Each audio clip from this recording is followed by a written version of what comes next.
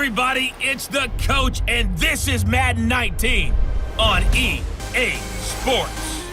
Straight ahead, we've got what should be a good one between the Miami Dolphins and the Minnesota Vikings. With that, we send you up to US Bank Stadium in Minneapolis. Standing by our commentators, Brandon Godden and Charles Davis. And we find ourselves at the stadium that played host to Super Bowl 52, the wondrous US Bank Stadium in Minneapolis. It can certainly get loud inside this building, and just a few moments ago when the Vikings were introduced, it was downright shaking in here. They're set for football as the Vikings get ready to do battle with the Miami Dolphins. Happy to be on hand. I'm Brandon Godden with Charles Davis. And before we kick, partner, your keys to the game, please. Well, my keys are on the defensive side of the ball for both teams. And the big one, making sure you avoid giving up the big play. These safeties are going to get tested all game long. Their job, keep the ball in front of them, tackle people, make them run extra plays in order to try and score. Here's Jason Sanders now to get this one started. And we are underway from downtown Minneapolis. And he'll get across the 20 before he's brought down at about the 23-yard line. A look at Kirk Cousins before he takes the first snap for the Vikings. And safe to say that this past year, not what they were predicting in Minnesota. They went out to get Kirk Cousins that rich contract, thinking that he would be the piece to put him over the top, but that wasn't the case. I think we've learned in the NFL, there is no one piece that puts a team over the top. But when it's a quarterback, you like to believe it. His numbers weren't bad. He threw 30 touchdown passes, just 10 interceptions, almost 4,300 yards total. The problem? The interceptions came at inopportune times, too many fumbles in the pocket, and an offensive line that needs some work up front in protecting him.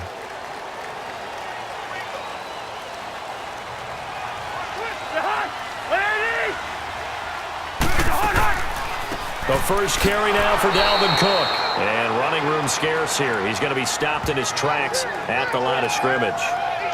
Tackle made there by Kiko Alonso. Let's take a look here at the offense for Minnesota. When I see Latavius Murray with the ball in his hands, I think that he's a dangerous player. He has good speed, good presence to run inside, nice toughness, and good vision that once he gets past the first line of defense, he can make a guy miss and turn it into a bigger game.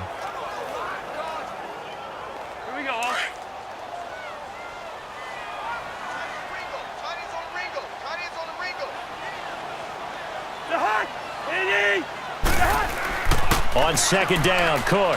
And an alley to run. And they're able to get this one across the 35.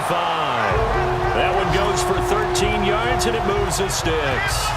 Well, one unit I know you want to watch is that offensive line. If they keep clearing holes like that, it could be a long night defensively. No doubt about it, because when they are in sync, as we're seeing so far, where that continuity is there, and you can see that they're playing off of each other while controlling the defensive front linebackers, you're exactly right. It could be a very long night for the defense because someone's going to run for some big yardage.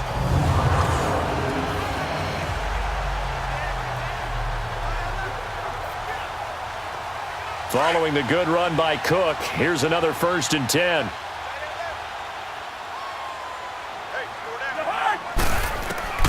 Cousins now to throw on 1st down. Open here, Adam Thielen. And he'll get up to the 43-yard line. 7 yards, the pickup on the pitch and catch. One thing we do know, he's going to get his catches. So as they move forward defensively, got to continue to focus on not giving up the big play when he does catch the ball in the secondary. Able to get 7 on that 1st down pass play. 2nd and 3.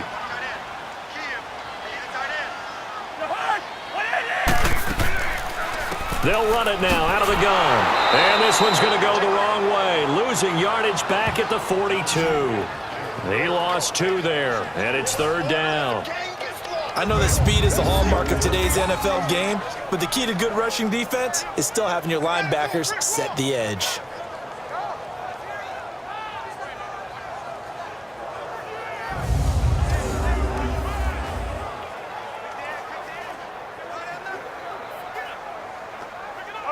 Dolphins bring on an extra defensive back on 3rd down. Hey. From the shotgun, it's Cousins. It's caught on the right side by Robinson. And he'll be taken down at the 46-yard line. They get only 4 that time as that leads us to a 4th down. One hallmark of good defenses is understanding the game, understanding positioning, and tackling immediately in the secondary after catches. I think we just saw that on display right there. Got to him before he ever had a chance to think about turning it upfield. And now it's the punter Weil on as he sends this one away. Miami's offense taking the field. Ryan Tannehill, the quarterback. And the question is, will he be the quarterback of the future in Miami? Adam Gase, of course, let go. Will a new coach want a new guy under center? Not just a new coach, but how about the administration of the Miami Dolphins? They have a brand new general manager in place. He may very well want to check out the market for Ryan Tannehill and see if there's a deal to be made while they find their new quarterback for the future. Only 11 games played this year for Ryan Tannehill, 17 touchdowns, 9 interceptions, and they missed the playoffs again. Tannehill and the Dolphins break the huddle, come up 1st and 10, just shy of the 30. Tannehill now to throw. It's a short one here, complete to the tight end. And he'll get it up near the 35, right at the 34 here. That throw good for 4. It's 2nd down. And here now a look at the Dolphins' offensive unit. One of the things I've always enjoyed about watching Kenny Stills play is his passion for the game. You can tell he absolutely loves being out there, has a ball when he's out on the football field. But the other thing, he can fool you. He looks like a slot receiver, but runs great routes from the outside and creates big plays downfield. 4 yards on that last completion, so that sets up 2nd and 6.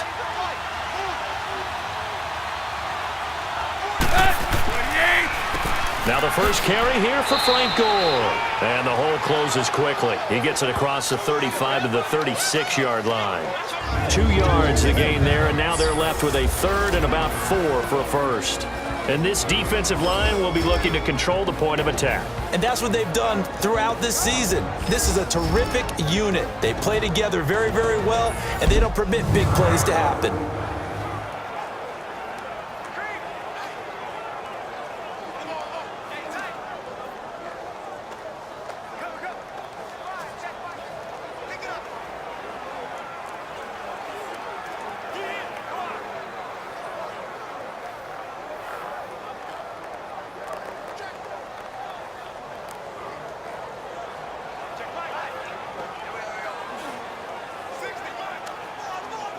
And the Vikings with an extra defender in the secondary on 3rd. Playing coverage here.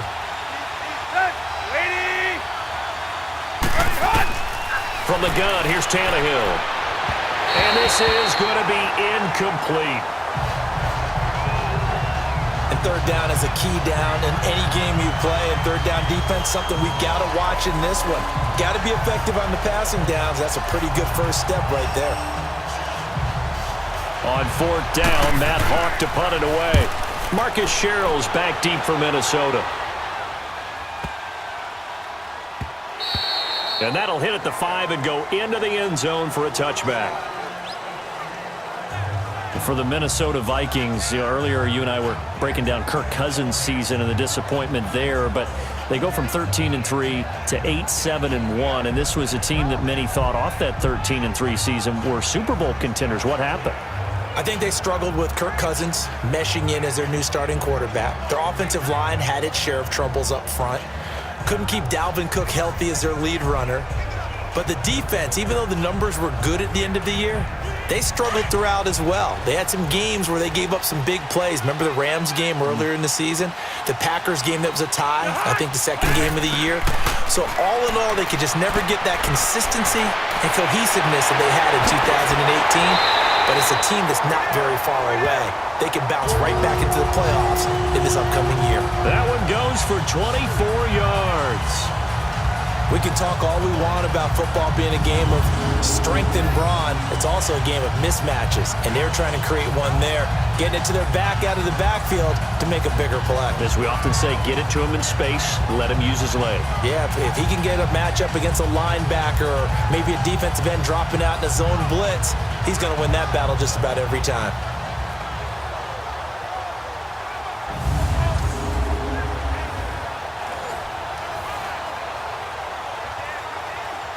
Took just one play to move all the way to the 44 as they try again on first down.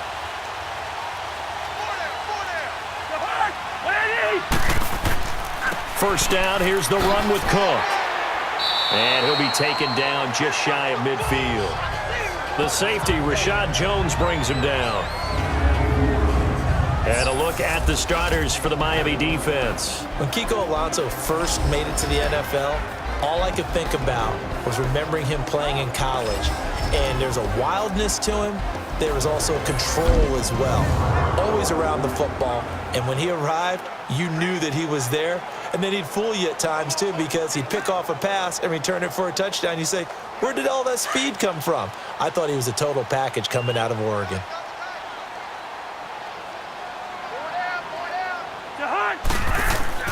Off the play fake, Cousins. He's got it complete to Stephon Diggs. Touchdown, Vikings. Stephon Diggs, 51 yards. And the Vikings have taken a first-quarter lead. And there they got him the ball. Just get it to him, let him do the rest. You know, he probably said that to his quarterback as he broke the huddle. I like the play call. Just get it to me. I'll take care of the rest of it. Helping out his rack, right? RAC? Run after catch, and he loves that, and he's going to carry that in at contract time.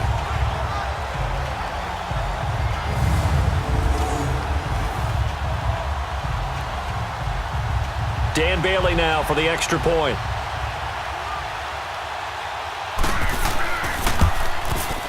Extra point up and good by Bailey. And it's now a 7-0 game. So the drive there, they went 80 yards in 3 plays. And it's polished off by a Viking score.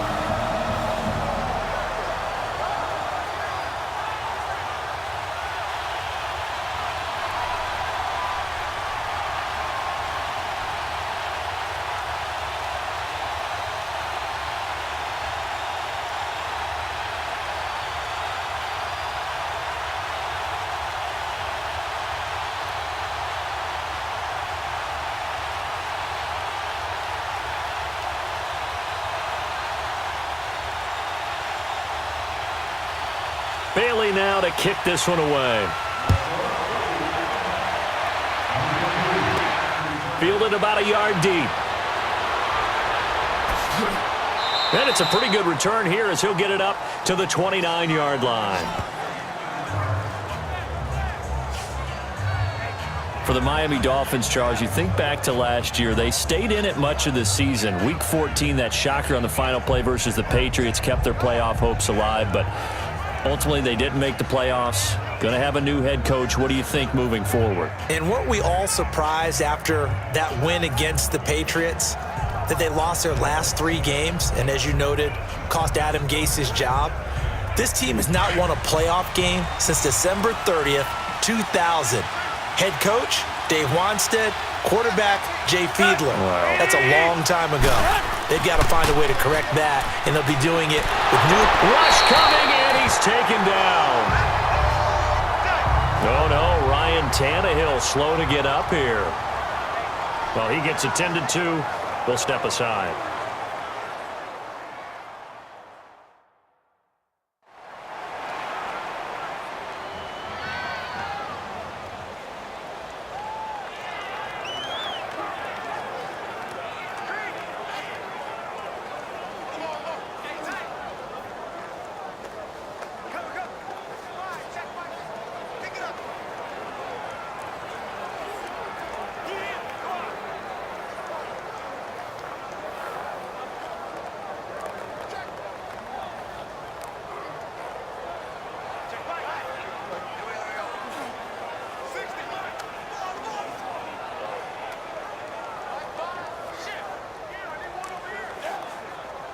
So that complicates things a bit here. 18 yards to go now on second down. Hurry up, here we go. From the gun, it's Osweiler. And he finds Danny Amendola. And he'll be brought down shy of the 40 at the 38-yard line. That one good for 17 as they're set up better now for third down.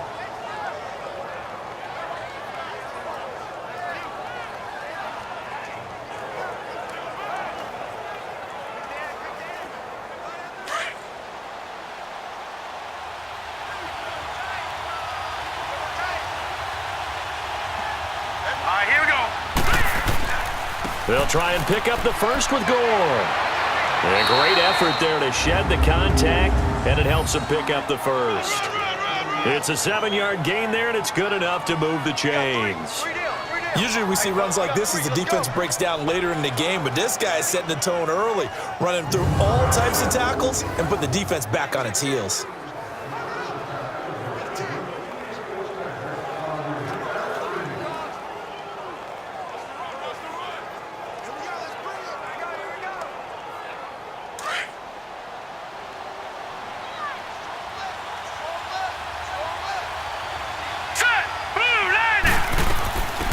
First carry for Kenyon Drake. And his first carry, he loses the football. Wow, that ball gets knocked free, but a teammate comes along and scoops it up. It's almost like baseball. Guys at bat, people are on base in scoring position. One guy doesn't get him home, the next guy comes through and picks him up. And avoids the turnover.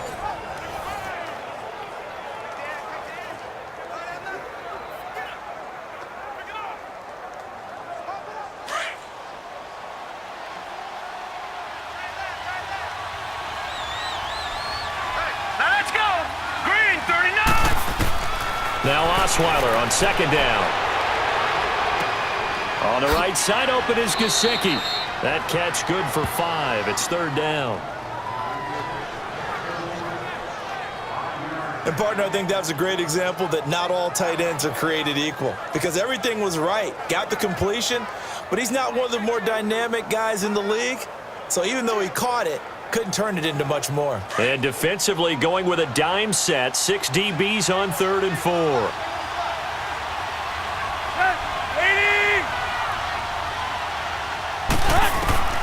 Out of the gun, Tannehill. Toward the sideline. Did he keep the feet in? Yes, he got them both down, says the side judge. And that's good enough for a first down. That one goes for 29 yards on 3rd down. I do have to admit, I like it when it all comes together. When the top part, catching the football, right, whether you're catching it with your hands or cradling it, comes together with the legs, in this case the feet, doing a little toe tap to stay in bounds and complete the catch. And a great job by our crew on the camera shot. Love when you see the grass or on the field turf, those rubber pellets flying up. Great catch.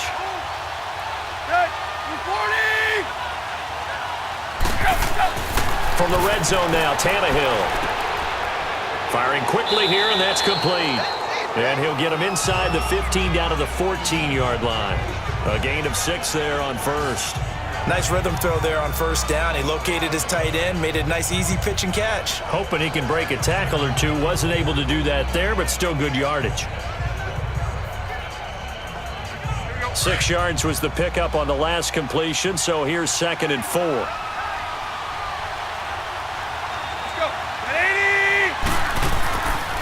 Now a handoff for Gore.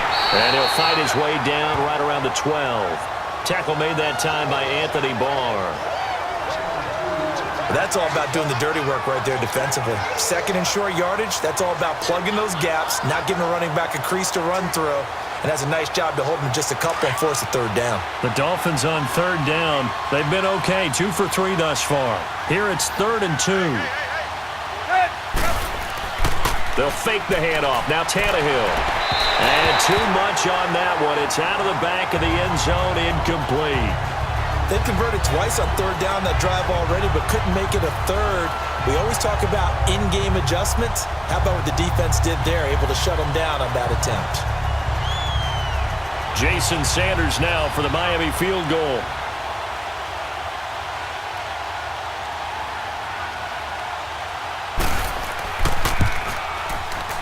Sanders' kick is good, and they are on the board, but still trailing. It's 7-3.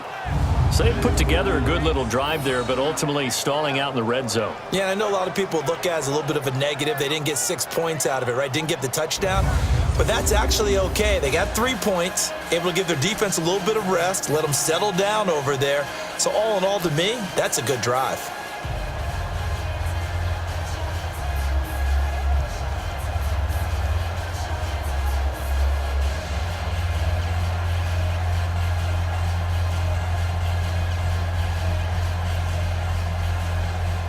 After the field goal, here comes Sanders to kick it away. To return, here comes Marcus Sherrills. Now a hit and a loose football. And they have the football and will take over at the 24-yard line.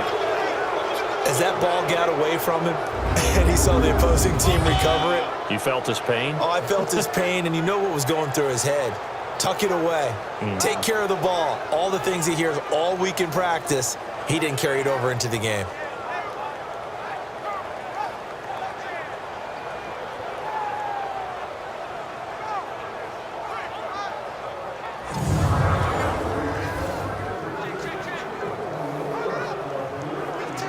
And this is one of those bang-bang plays, Charles. Did the knee hit first or did the ball come out first? This is where you need that 20/20 eyesight, don't you, Brandon? You've got to see which one happened first. If the knee hit the ground, then they will keep possession.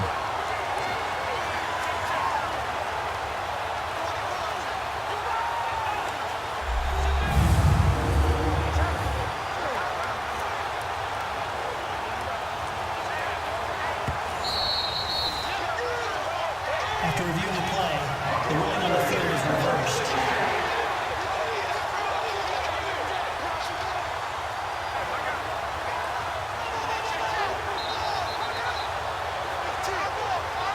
Cousins and the Vikings with a 1st and 10 at their 25-yard line.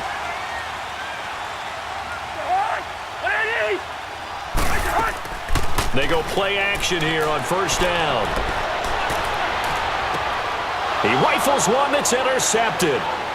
Picked up by Minka Fitzpatrick. And he will bring it back. It's a pick six and a Dolphins touchdown. Well, partner, I do know this. If you're a defensive back, you have more chances to make a team now than ever because people are using 5 defensive backs, 6 defensive back packages. Not exclusively, but way more than before. That was a nickel package there, and what a pickoff. Why is that? Why are they using that more? Because more people are throwing the ball on earlier downs than ever before. This has become a passing league, and because of that, more defensive backs on the field on most plays.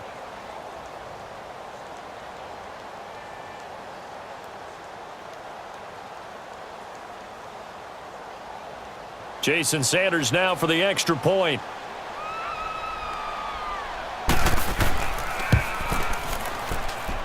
Extra point up and good by Sanders. And the lead is now 10-7. A heck of a play there defensively, getting the interception, navigating his way into the end zone for the touchdown.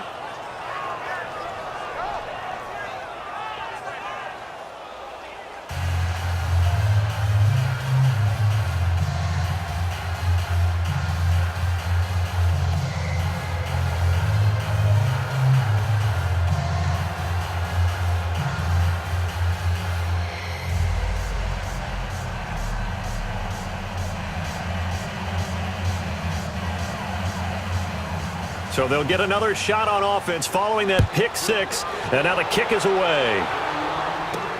This is fielded a couple yards deep. And he'll get it up to about the 26-yard line, just across the 25. Now the Vikings offense works their way back onto the field.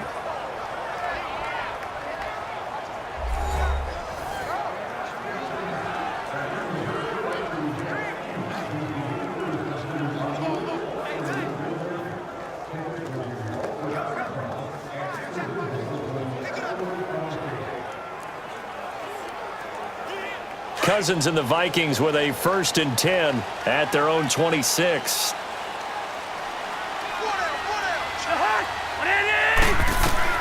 Back to it after the pick six. Cousins. Now he'll dump it underneath to his running back. Complete. It's a gain of 7, and it's a 2nd down. Well, it's tough to be a defender in today's NFL because there's so many things to account for in today's passing game, including the back sneaking out of the backfield. Not quite as bad as a turkey bowl where you have that center-eligible stuff, but still a lot of guys to account for. Able to get 7 on that 1st down pass play. 2nd and 3.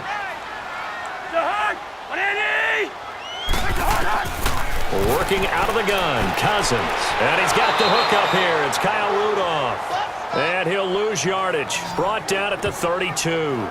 He'll wind up losing a yard on the play, and that'll lead here to a 3rd down. If you're a selfish player and you're throwing the ball, you're cool with the completion. Maybe not so cool with the yardage loss, though, huh? Yeah, you went backwards on the yardage. Hey, it kind of works like a sack for the defense there. Yeah, it's a really big play for them, right? Able to figure it out, sniff it out, and finish it off.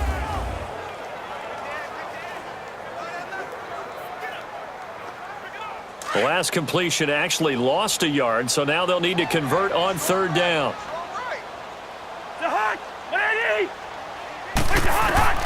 From the gun, here's Cousins. And that is incomplete. That makes them now 0 for 2 here in the first quarter on 3rd down conversions. And now they'll look to their defense because they need them to step up so they don't fall further behind here in the early going.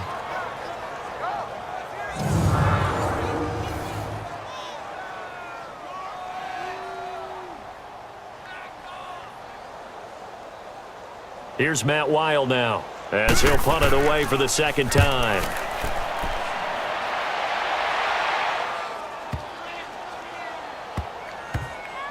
Oh, and what a play on special teams here. This is going to be down inside the 5, all the way down at the 2-yard line.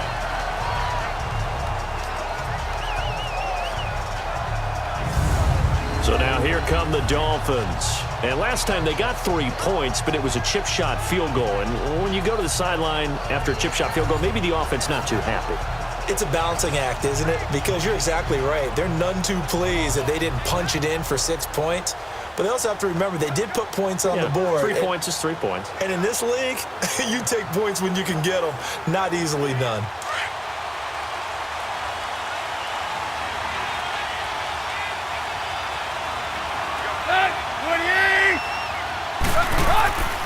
They'll try and start the drive here with Gore. And he's going to be taken down shy of the 5-yard line. Eric Kendricks in on the tackle. Well, not a game that you're going to go crazy about, but when you start at your own 2-yard line, any type of space is good for the offensive guys. Yeah, you just can't go backwards from here. They did it. Now we'll see if they can keep it on schedule here on 2nd down.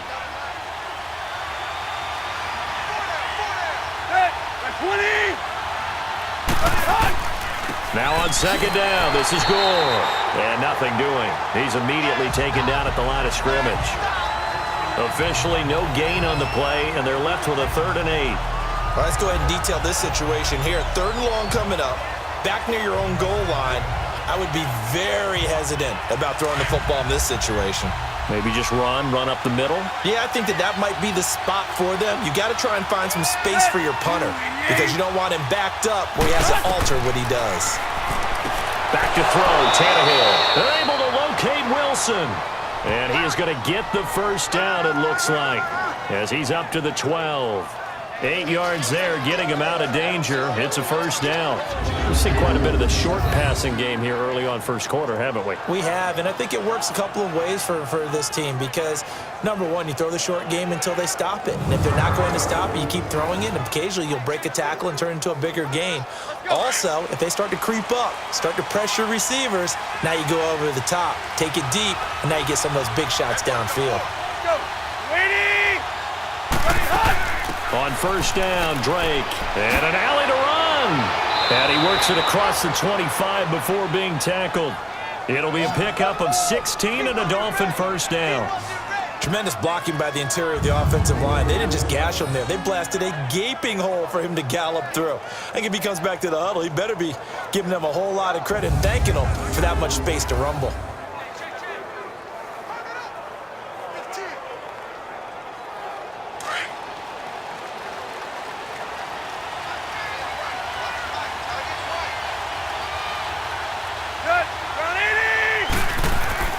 They'll fake it. Now Tannehill. The Vikings after him, and they get there for the sack. Tannehill Hunter in there to make the sack. He buries him for a loss of 10. Well, many times when you talk about mobile quarterbacks, you get the sense that they feel like they can get out of any bad situation. They keep moving around and trying to emulate guys like the Scrambler or the Dodger. Instead, they keep losing yardage and digging themselves a hole that they can't get out of.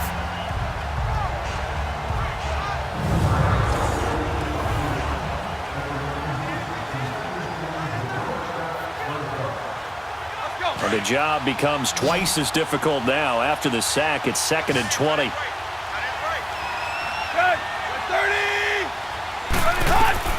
A shotgun snap for Tannehill.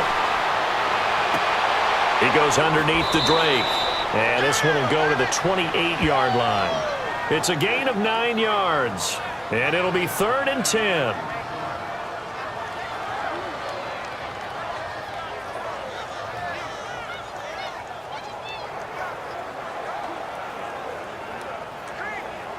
The Dolphins on 3rd down. They've converted 3 out of 5 thus far. This is 3rd and 10.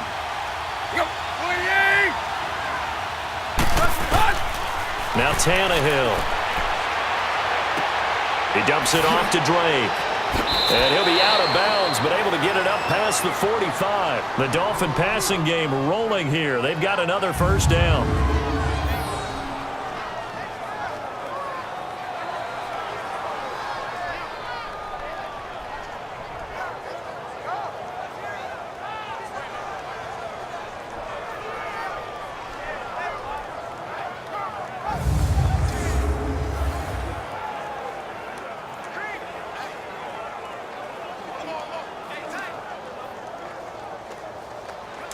A couple of 1st downs on the drive already, as they'll go from the 47 now on 1st down.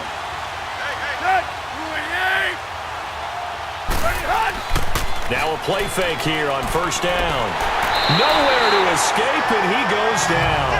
Tannehill Hunter in there to drop him for his 2nd sack now here tonight. And plays like that really hurt play calling. They had a really nice gain on the previous play, but gave about half the yardage back on the sack. Excellent pressure up front, nowhere to go with the football. Down he goes.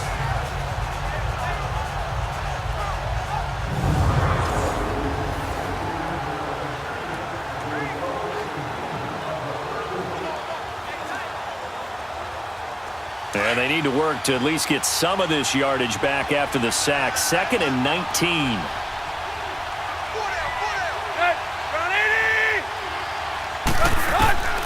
Here's Tannehill.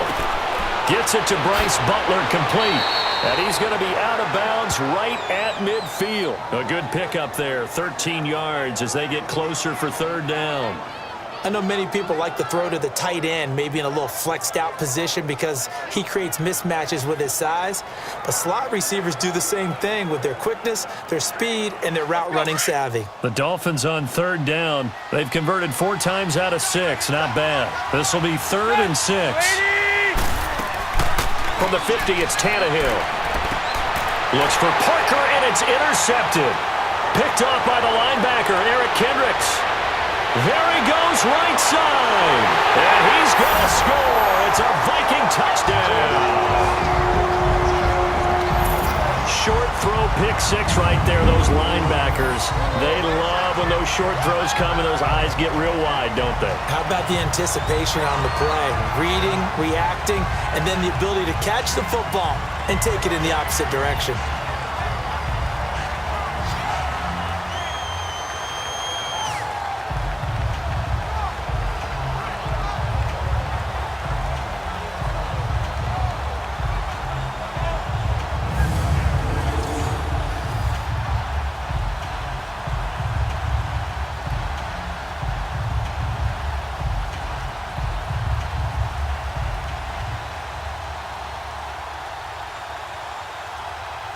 Now Bailey to tack on the extra point.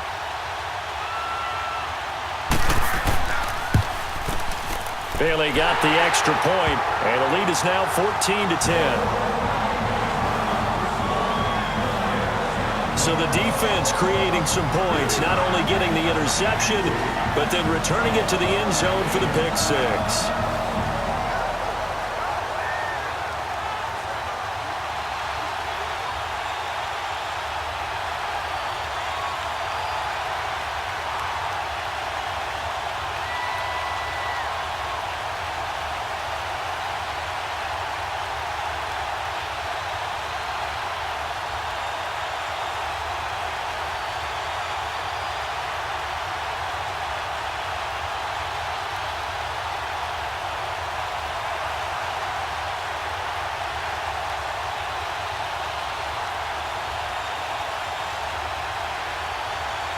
So they throw the pick six. They'll get another shot at it now as this one's in the air.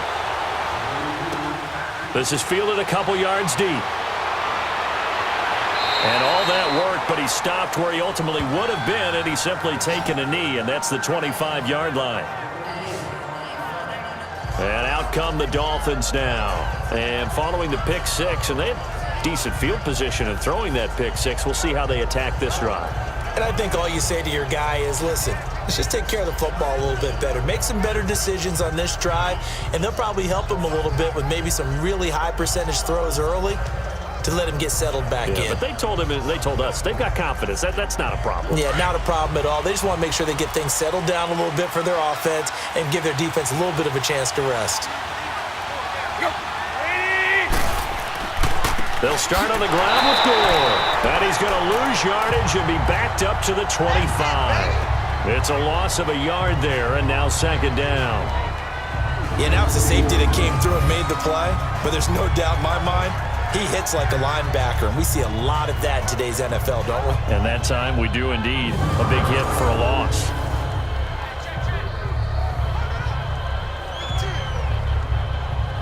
After the loss to start out, here's 2nd and 11.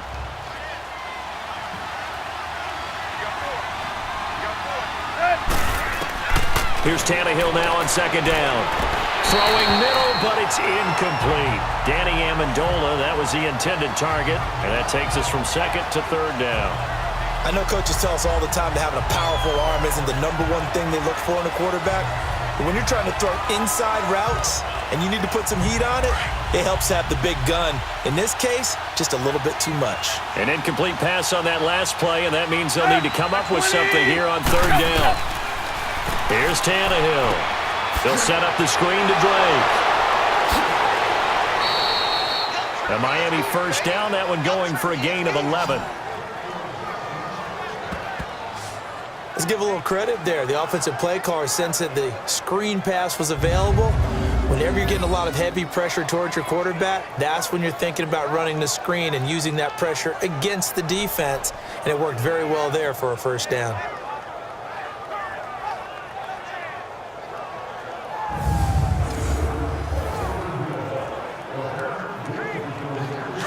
So from the 36 now, 1st and 10.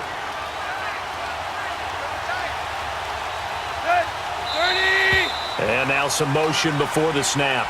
And this will be our first penalty of the night's proceedings. False start, offense. And that'll be accepted, of course, and that moves him back 5. Still first down.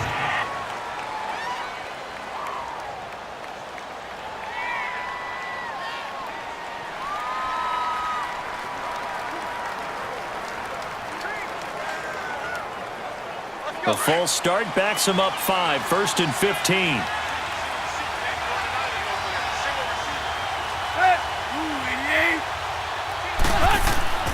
Now it's Tannehill. Over the middle, and it's incomplete. He was trying to get it to Frank Gore there. That'll bring up 2nd down.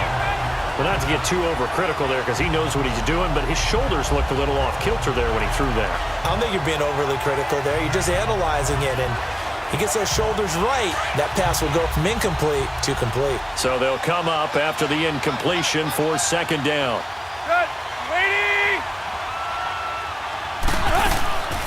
They'll run it now out of the gun. And he went backwards. He'll be down at the 30. It'll go as a loss of a yard, and it'll set up 3rd down. It's not always as straight as that team wanted it more than the other, but on that play, it actually was true. They were faster to the ball. The Dolphins on 3rd down. They've had good success, 5 for 8 to this point. This is 3rd and 16.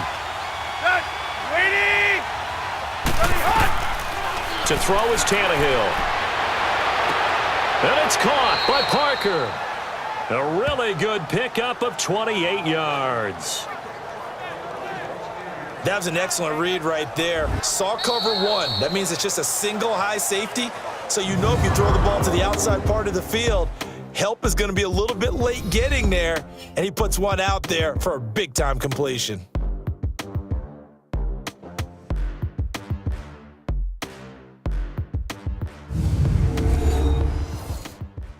The NFL on EA Sports is presented by Snickers. You're not you when you're hungry. Snickers satisfies.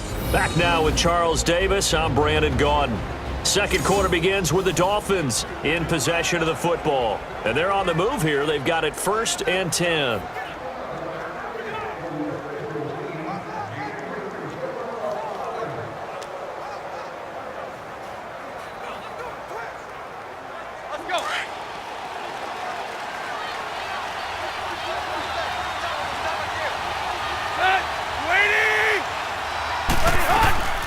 Tannehill.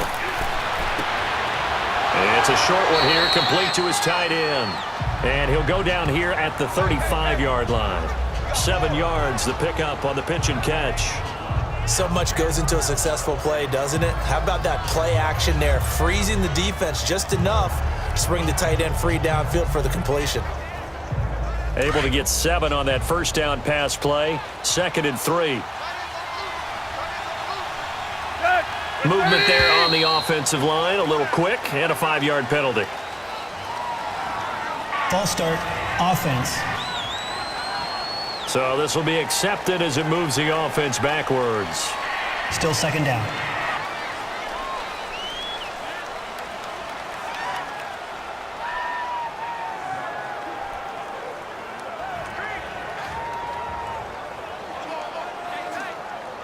They were looking good on 2nd down, but now they're backed up 5 yards by the false start, and it's 2nd and 8. At 20. They'll run it now out of the gun. And this time not quite to the 30. It'll be down at the 31-yard line. It's a 9-yard gain, and it keeps the drive moving. Yeah, once more, strong running, excellent blocking at the point of attack. They've got a nice little drive brewing right here.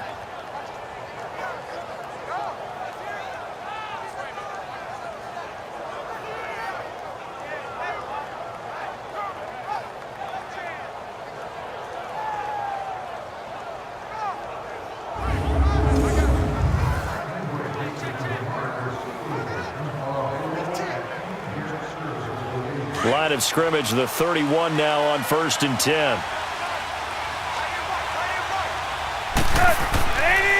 Back to the ground, this time with Gore. And he'll lose yardage. Brought down at the 32. That's going to go as a loss of a yard, and it'll be 2nd down. Brandon, one thing about blitzes, they really confuse offensive linemen at times, and what you have to do is lock in on the guy right in front of you. If you don't, you saw the end result. Defensive tackle ended up making the play.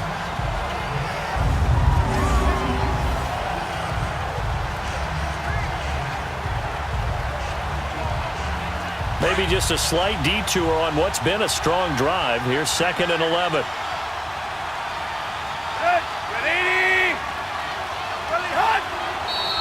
Now whistles and a flag, and I believe a Dolphin got going a little early. False start, offense. So that one will be accepted. Still 2nd down.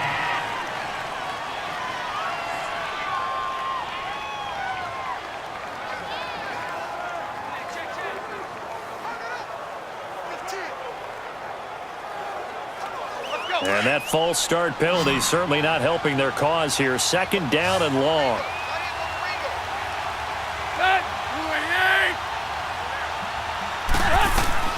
From the gun, here's Tannehill. Throwing over the middle, but it's incomplete. The intended receiver there, Kenyon Drake. And it's 3rd down. We've already seen him catch a few passes out of the backfield in the first half. Unable to connect on that one. Certainly seems like getting him the ball out of the passing game, though, is part of their game plan. It certainly is, because he catches it well, creates a mismatch. You're going to cover him with a linebacker, a corner, a safety. They feel like he can win every battle. 3rd and long, it's Tannehill. And this is going to be incomplete. Everything about that play tells you about today's NFL offenses and what they're asking out of running backs. You can't just be a guy who can run the football. You have to be able to catch it as well, and he didn't get that done on that play.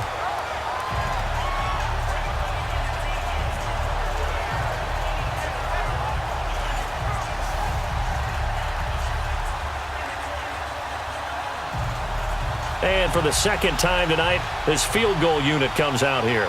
This from 54 yards away.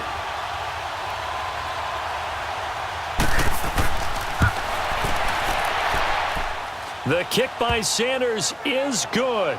And the lead is down to 1 now at 14-13. A dozen plays on that drive that ends with the field goal. Let's go ahead and break out some of the old chestnuts here, right, partner? Keep the ball in front, rally to it, and make the tackle, right? No big plays given up, no balls over your head. Bend, don't break. Hold on. Chestnuts? You like Come that on. one? What does that mean, break out? That just because you break chestnuts? I'm not sure about that, but I'm just going with why they said that. I have no idea.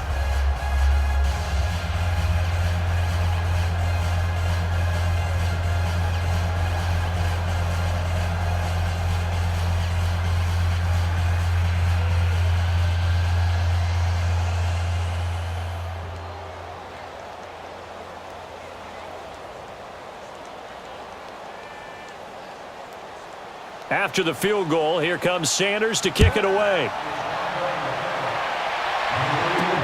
This fielded a few yards into the end zone. And no run back here. This will be a touchback, and it comes out to the 25-yard line. And you see Dalvin Cook and the offense heading back out. He's been good. His guys are winning. So far, the recipe working here in the second quarter. And he doesn't like to just tote the rock. He wants to carry his team on his back. And that's what he's done throughout this game. Yeah, he's done that. He'll be hoping to continue that trend.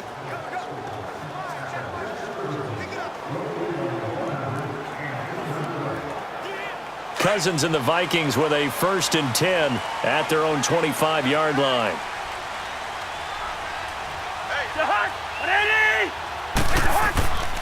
Here's Cook as they begin on the ground. And he'll go down right at the 30-yard line. Give him 5 on the carry there, and it'll be 2nd down. Despite the blitz, they're still able to pick up a nice, solid gain. The disadvantage of blitzing often alters the normal spacing and run fits and leaves creases like they were able to exploit right there. Ball on the 30. They'll come up with a 2nd and 5.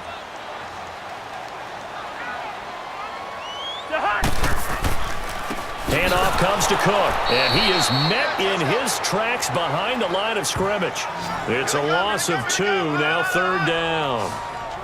It's a tough one right there. He ran right into the teeth of the blitz as the linebacker was freed up in order to stuff that one for a loss. I think quarterbacks got to see that, got to find a way to audible into something a little more advantageous.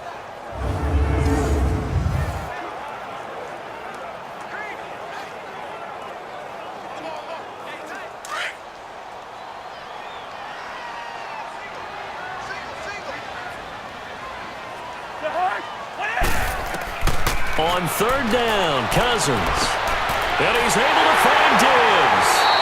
And he'll be taken down, but not before they work it across midfield. 23 yards on the play. Fired that one in there, able to make connection on a nice in route. With those faster passes and they're going that fast, any hesitation as a quarterback that the deflection, if you miss, might be bigger and lead to an interception? Yeah, and the deflection works both ways. Maybe a defender gets a hand in the way and it pops in the air. And sometimes you throw it so hard your receiver can't handle it, and he pops it up in the air for the defenders to grab as well. But a moot point there as they were able to connect. So now 1st and 10 as they've crossed into Miami territory at the 49-yard line. They run it for the first time with a backup Murray. And they'll get him down as he's inside the 40. 11 more on that one and another 1st down. At this stage of the game, the run-pass numbers are a little bit out of whack because most of their yardage has come through the air. But in a sense, that just sets things up for big runs like that because the defense might be a little bit off balance. They pick up another 1st down with that run. So here's a 1st and 10 at the 38.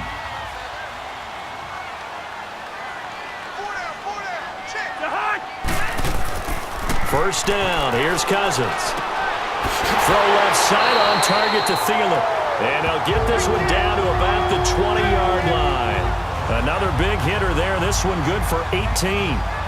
Well, coaches always talk about finding balance on offense. I don't think you can get much more balance than this. Big-time run, big-time pass. A 1-2 combination. Looked pretty good. How about that? Let's see if they can continue to take that kind of a punch, though.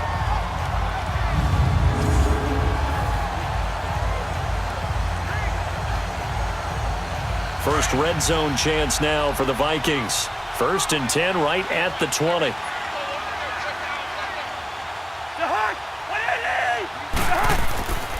A give. This is Cook. And certainly some style points there on the spin. Not a whole lot thereafter, but still a pretty good gain. Give him 9 on the carry that time, and they're set up with a 2nd and 1. Offensive linemen love creating space for their guys carrying the ball, but when that guy also breaks tackles and creates extra yardage, they almost feel like he's one of them, and they really embrace him.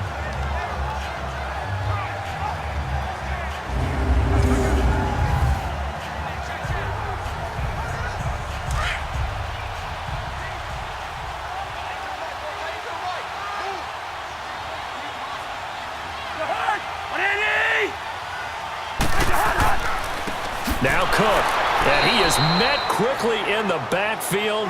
Down he goes, folded like a lawn chair. He lost 2 there, and it's 3rd down. We all have habits. We can be somewhat predictable, and you know me pretty well on 2nd down and short. What I like to say? Play action. Yeah, without a doubt. I thought that was a great spot to call it. Instead, didn't go their way, did it? No, defense sold out for the run. Worked out well. The Vikings on 3rd down. Just 1 for 3 thus far. This time it's 3rd and 3. And they'll let their fullback try and push the pile. And he'll be taken down here at about the 11. He needed 2, he got 1, and that's going to leave him with 4th down and a yard.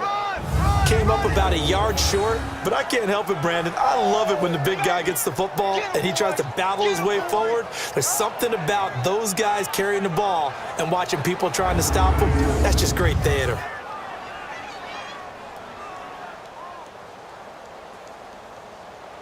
Dan Bailey now for the field goal try.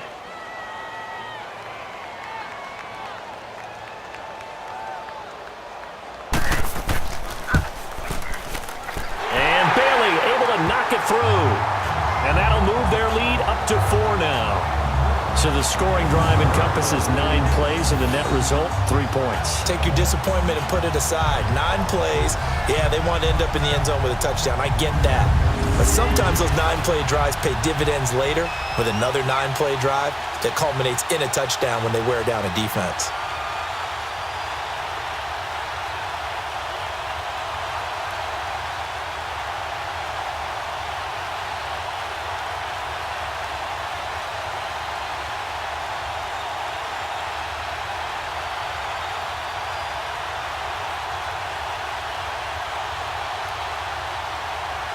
Now, after the field goal, Bailey will kick it away. Fielded about a yard deep. Solid return, pretty good field position. They'll start at the 32-yard line. Out comes the Dolphin offense now as they get set to take over here. And fortunate to get points on the board last time. They had to hit a really long field goal to do so. The kickers in today's game are so good and so skilled and hit from distances that we almost start to take them for granted, and we can't do that. That's a long field goal that they got 3 points out of. They've got to feel good about that, and they better make sure they love him up because he's helped them out. Yeah, now we'll see if that offense can put 6 on the board here. We'll see. Tannehill and the Dolphins break the huddle. Come up 1st and 10 at about the 32. Tannehill. And he hits his target. It's Kenny Stills. And a loose football. And this belongs to the Vikings. Well, he did what he's known for. He made the catch, then he turned into a runner, took the contact, and coughed it up. And all I remember as a player, when they catch the ball, when those acrobatic guys catch it, you have to make them pay sometimes. You have to put it on them. Big tackle, knock the ball free. Anything you can do to slow them down. Here comes Kirk Cousins now to lead his offense back out there. He's got the lead here in the second quarter. He's thrown the touchdown, but also an interception. As a quarterback, is that interception, even though you're playing well, your team's got the lead, does that always stick in the back of your mind a little bit? For the best ones, it just upsets them that they did that because they don't think there should be any blemishes on their record. They think that they're way better than that.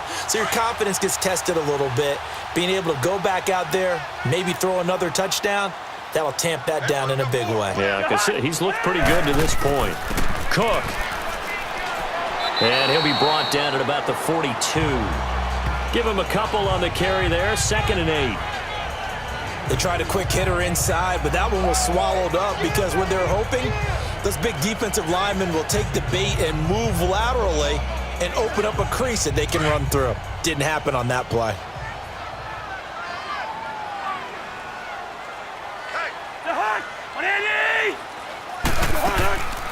A 10th carry in the game for Cook. And very little there. He might have gotten a yard. Yeah, I think he got a yard to the 41. That didn't appear to be a run blitz. He just darted in once he saw the run develop. That appeared to be a case of see ball, get ball. The Vikings on 3rd down. They've only converted once in 4 tries. This is 3rd and 7. Cousins. Oh, it's a screen pass. That's complete. He's got the first down here inside the 30.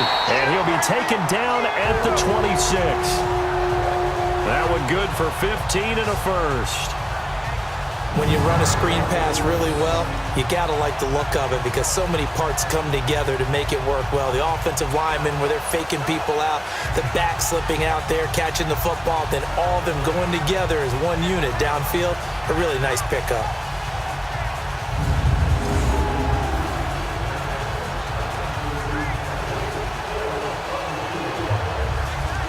Cousins now 9 of 11 passing in this first half. He's got his guys at 1st and 10. Play fake. Cousins. And he's going to go down. Back at the 27-yard line. He's sacked. Robert Quinn able to run him down for a loss of a yard. Sometimes I watch games and wonder why they use play fakes on certain passing situations because it's not going to fool anyone. I don't know if that was the case here, but the end result was the same. No one fooled. The quarterback was hit.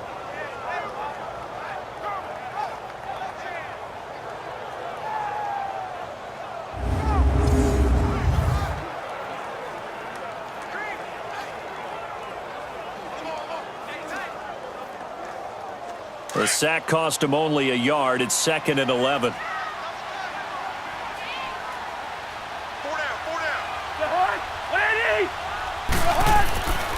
A handoff. It's Murray. And inside the 20 before he's brought down. Give him 12 yards on that one. It earns him a fresh set of downs. And that run was what a lot of people call an explosive run. Gave them good yardage, solid yardage. They feel good about the whole thing, and they did it behind a 2 tight end set. It's always interesting to watch what offenses want to do with the 2 tight ends. Sometimes they line them up together for a power set. Sometimes they put one on each side of the line of scrimmage to balance things out. No matter what, though, when you see 2 tight ends on the field, your first thought is to think run. In this case, the offense was able to run successfully. Here's Cousins. And a quick throw here, that's complete. And he'll go down here at the 12-yard line. That throw good for 4. It's 2nd down. It's vitally important to wrap him up immediately because if you let that big guy get ahead of steam up, boy, then you've got real trouble trying to get him down. But they're able to hold him to a short gain on 1st down. 4 yards on that last completion, so that sets up 2nd and 6.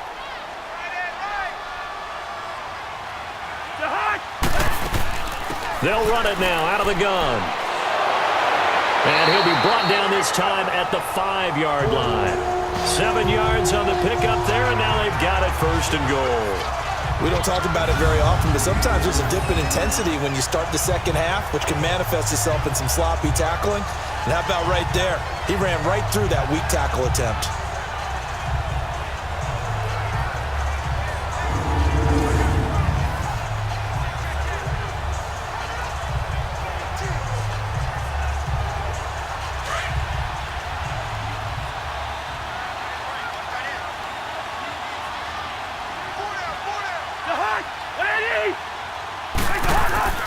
Throwing, Cousins. Throwing over the middle, and it's incomplete. The intended receiver was Laquan Treadwell, and it's 2nd down. Down this close to the goal line, first down. Surprised that wasn't a run? I am, and you know I'm old school. I want to run the ball on first down in this situation because second down, that gives me that option of running play action and maybe throwing it. On second and goal, Cook waiting in the backfield all alone. Throwing is Cousins. This will be caught at about the 6. No gain that time on the completion, and it'll be third down. Brandon, just mark that under the category of just not successful. Trying to throw the ball, just didn't work on that one. Completed it. No yardage.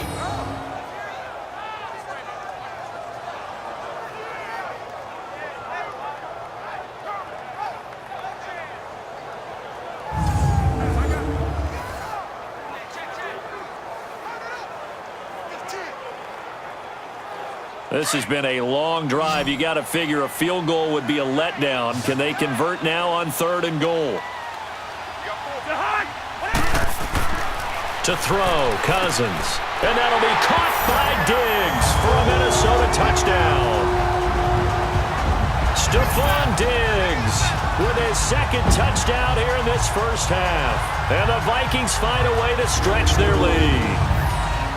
Now he's having a nice little first half here, partner. And it's a first half that leaves us anticipating what can still come. I mean, 2 touchdowns already here through the second quarter. There could be plenty more before this game is over.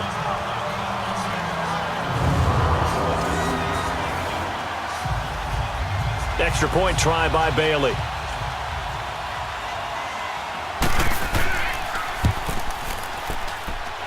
Extra point up and good by Bailey. And that pushes the lead up to 11. So that one a pretty time-consuming 10-play drive. And it all culminates in a touchdown for Minnesota.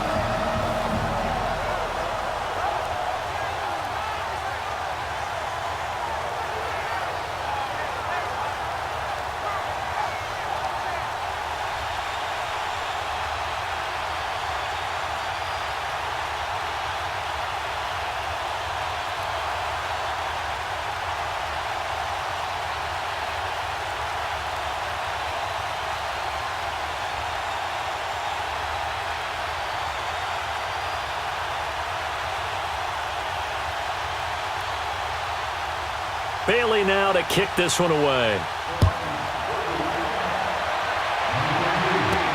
This is fielded a couple yards deep. And he'll take this up past the 20 and down at the 22-yard line. And our focus now shifts to Frank Gore. They've given him some touches. They haven't had a lot of success on the ground. Do you maybe keep going to that well, or do you mix it up more? I think you mix it up more, try and loosen things up. Get the defense to react to other people, other plays, but don't forget about it. That's your horse. You know, Secretariat lost twice in his career. So educational. That's very true, kids. Look it up. Tannehill and the Dolphins break the huddle. Come up 1st and 10 at their own 22.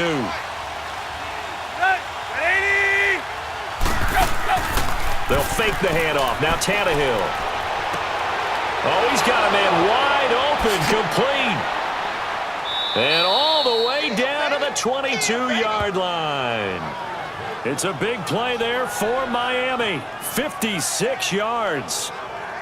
Similar to a slant, it's all about timing when you're throwing a crossing route.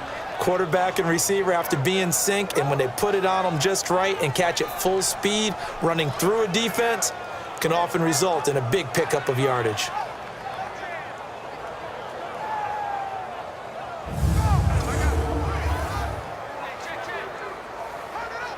So barely time to catch our breath. Here's 1st and 10 just outside the red zone.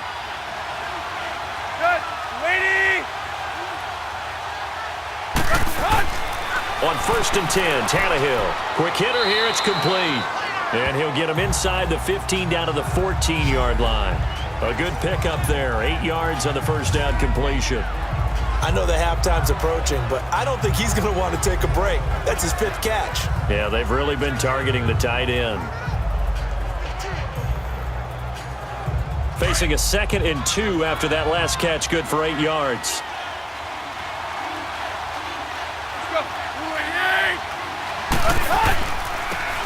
handoff. It's Gore.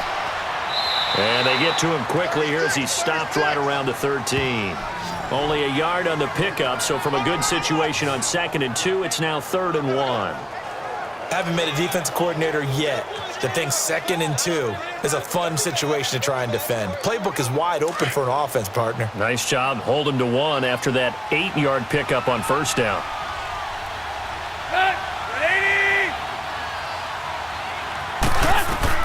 Tannehill going to throw on 3rd and 1. And he finds Stills, complete. And he has the 1st down before he's tackled at the 5. They're able to convert on 3rd down, and that sets up a 1st and goal. This has to go down as one of the simpler routes in the playbook, but oh so effective. Nice completion there. Keeps the sticks moving.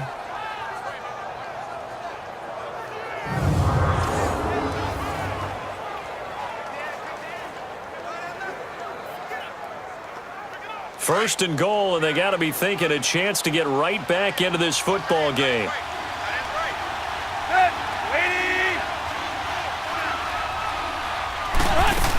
On 1st and goal, Drake. And not a whole lot there. He does get a couple, taking it from the 5 down to the 3. Well, it's been the air game that's taken them down on this drive before they finally turned around and handed it off on the last play. And now they're looking for the big boys to get him in the end zone. Couldn't do it there. It'll be interesting to see. Offensive lines had to pass block a lot on this drive. Will they be able to revert and fire out and create some space in the run game?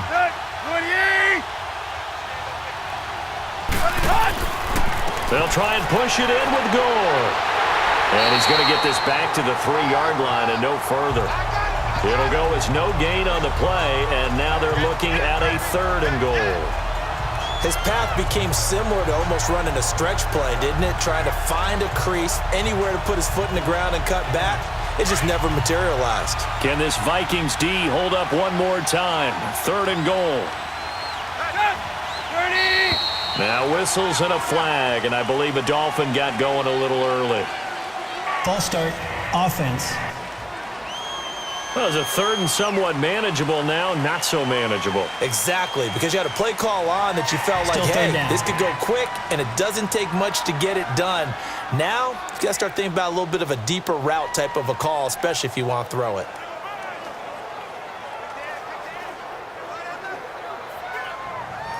A bad time for a false start penalty as they're backed up now for 3rd and goal.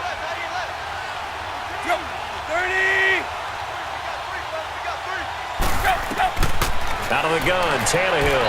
And that is incomplete. Quarterbacking 101. Never force the ball into double coverage, especially not this close to the goal line.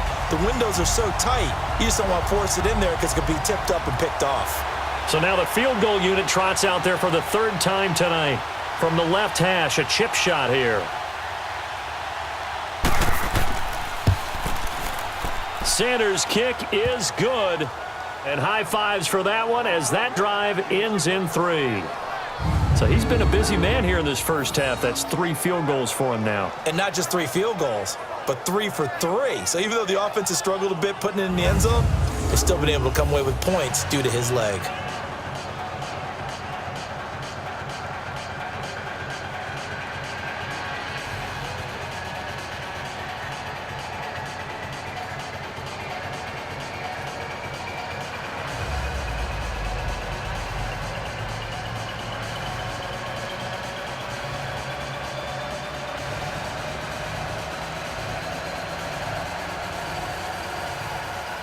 After the field goal, here comes Sanders to kick it away.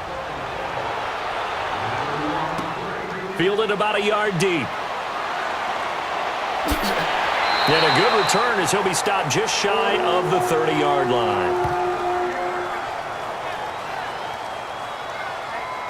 Now the Vikings offense gets set to take over here. That last drive, it was a good mix. Run, pass, defense on their toes.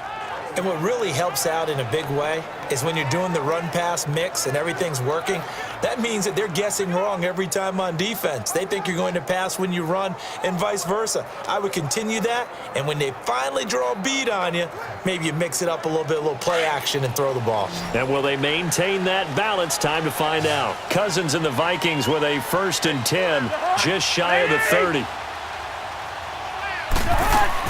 They start the drive with Cook.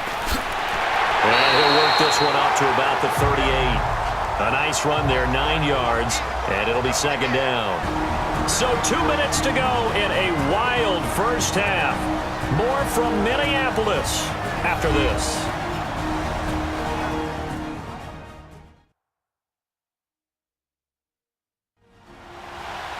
A reminder coming up here at halftime, we'll ship you off to Orlando. Jonathan Coachman will have first half highlights and analysis from a back-and-forth first half that we've seen.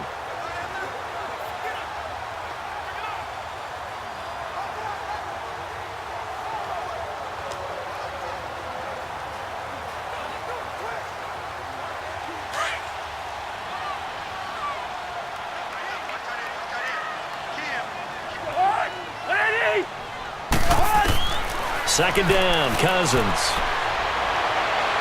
Looking right sideline, but it's incomplete.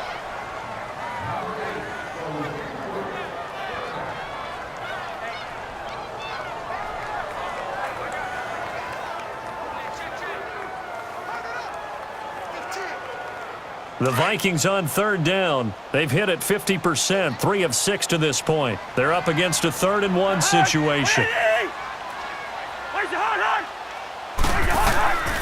Working out of the gun, Cousins. And he finds Cook. And he will have first down yardage as he's brought down at the 41. Give him 3 yards and a fresh set of downs.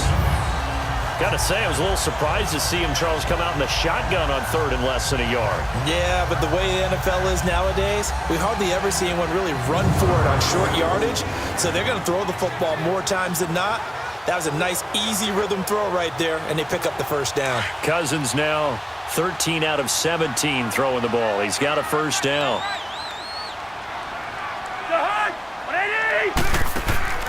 They'll run it now out of the gun. And he takes it past the 45 and down at the 46. 5 yards is the tally on first down. That brings up 2nd and 5. I call that play a success. A nice inside run sets up a very manageable 2nd down. A very solid gain on that play.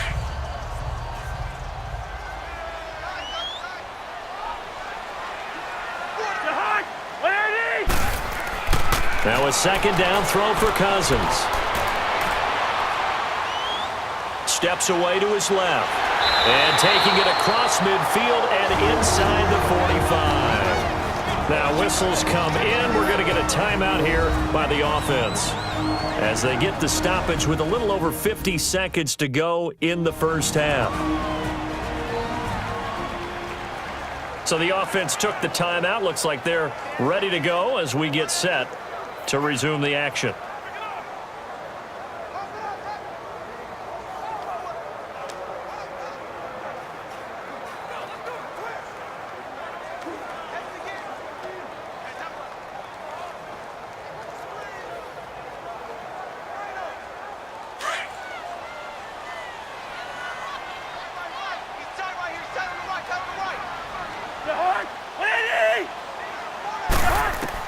Cousins on first down. Looking middle, and it's incomplete.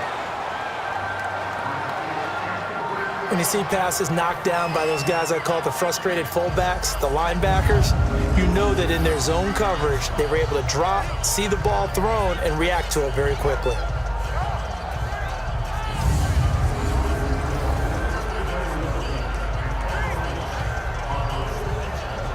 Ball on the 42 as they come up 2nd and 10.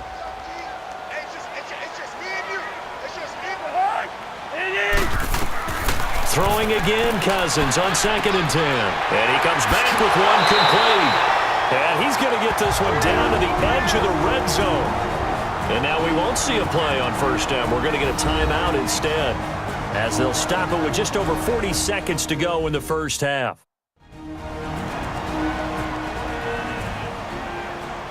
So the offense takes the timeout, and they are back out and ready to rock.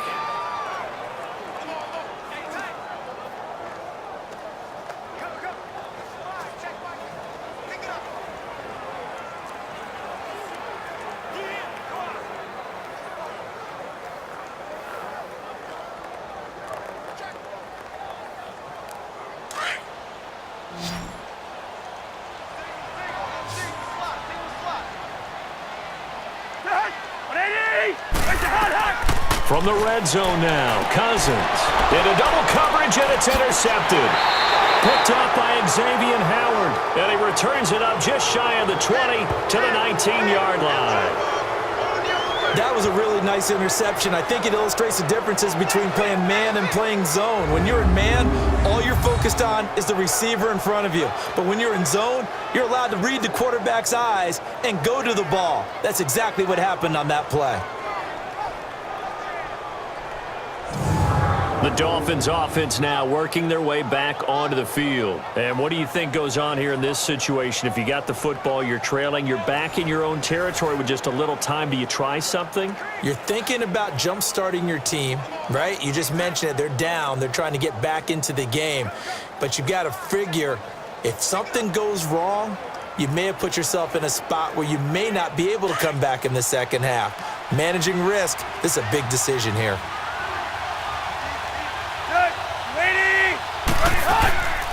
Drake will start the drive on the ground. And not a whole lot to speak of there as they'll bring him down shy of the 20. Just a yard on the pickup there, and it'll bring up a 2nd and 9.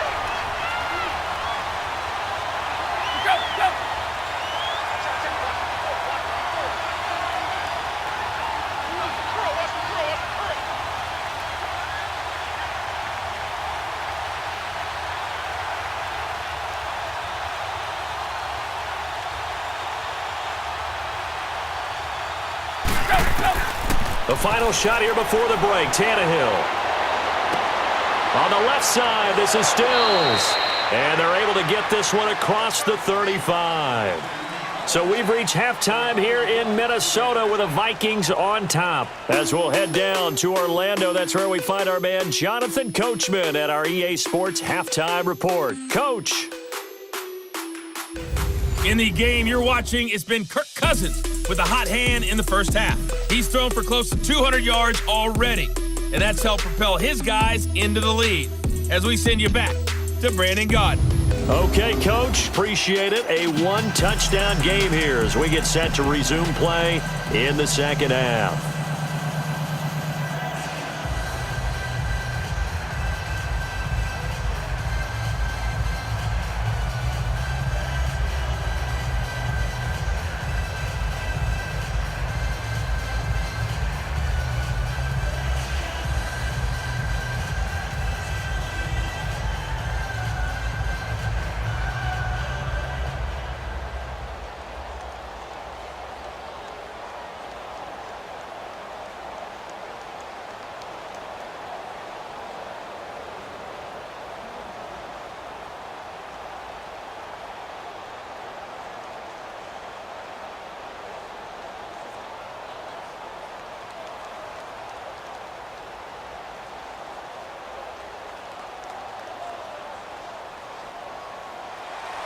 Both teams appear ready for the fight ahead, and we resume action here in quarter number 3. This is fielded at the goal line. And it's a pretty good return here as he'll get it up to the 29-yard line. Out comes the Dolphins now. They'll go on offense first here in this third quarter. They're down here, but very much in this game. What's the tonality of a coach's talk when a game is within striking distance like this at intermission? Typically, what they're doing is emphasizing the things that went well in the first half and wanting more of that. Sure, you've got to go over some of the errors and clean up some things because there's a reason you're down. But overall, I think they want to stay positive, stay up with this team. We're just starting the second half, and we've got the football. Let's go ahead and punch it in, and then we'll take it from there. See how that recipe works. Now a play fake here on first down. On the right side, open is Gesicki. And he's brought down after a very nice gain. And a nice gain at 21 yards. One of the advantages of zone defense, as I remember it, is being able to see the play develop in front of you. One of the disadvantages, when they find those levels where they can hit you with it, sometimes behind the corner and in front of the safety, it makes it tough to defend.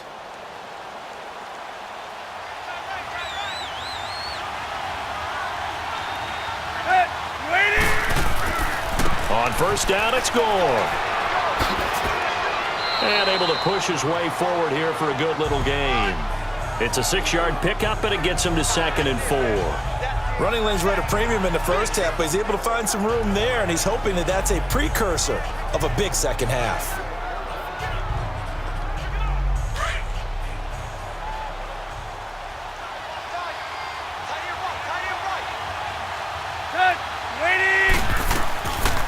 On second down, it's Drake.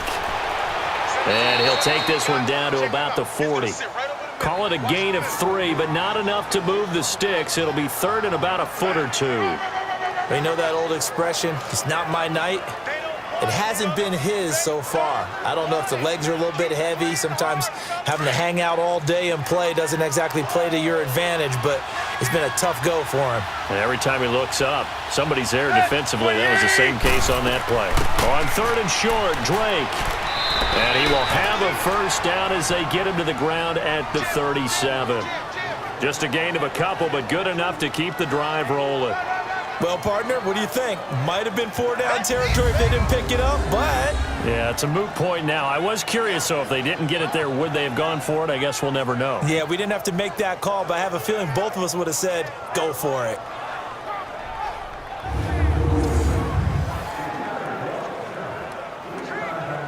Line of scrimmage, the 37 on 1st and 10.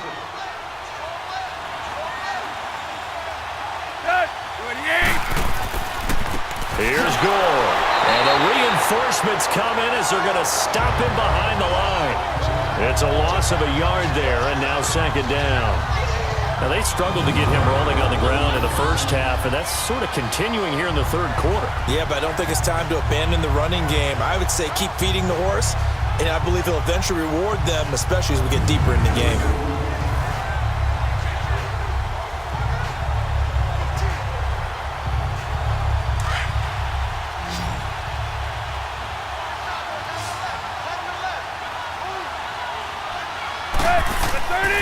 Another carry now for Gore. And a short gain there down to the 37-yard line.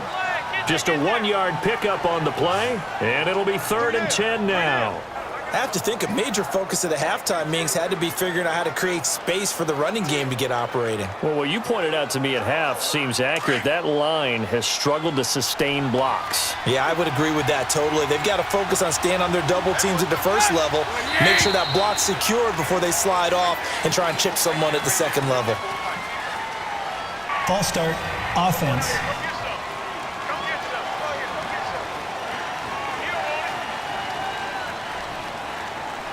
Still 3rd down.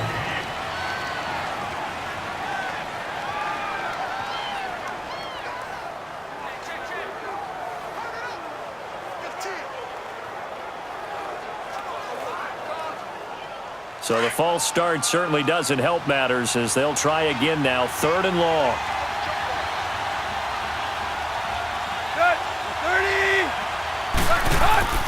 Now a play fake, and it's Tannehill. He's going to sling this deep downfield, and he fires one that's intercepted. Picked off by the former first-rounder Trey Waynes.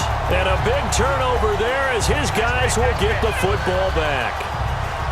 Well, I tell you, Brandon, this ball's intercepted, but it is 3rd down. So the silver lining is that since this is so far down the field and there wasn't a big run back associated with it, really this kind of works like a punt. It's not an altogether bad result. It's the Vikings' turn on offense. We get ready for their first possession of the 2nd half. And the interception thrown in the red zone last time. We'll see if they can rebound. I just have to think the last thing he said as they went back out there was, don't do that again. What do you think? What do you think? Yeah, I think that. I think that not only did he say that, but he also told him, let's put it in the end zone that it's supposed to be in, all right? The end zone we're trying to score. I know we're being a little bit facetious here, but the bottom line is take care of the football, and everything else should flow from there. Quick lesson, never ask the play-by-play guy a question. Hey, you're my partner. I know you're right there with me.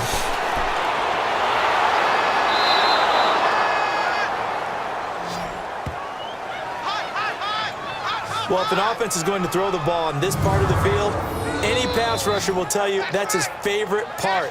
Gets a chance to get after the quarterback. It's almost like a reverse red zone. They can create points using their defense, and this time they take their man down.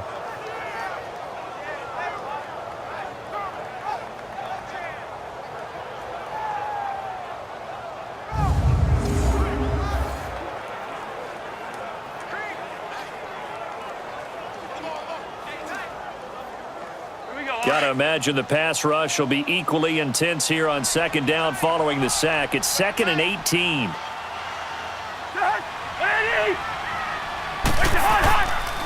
On the ground, it's Cook. And he's going to lose yardage back to his own 1-yard line. He'll wind up losing 3. And now it's 3rd down. They've got to do a better job up front and create some space because they're right there, almost literally on their own goal line. Just a couple of feet away from a safety. That could have been disastrous.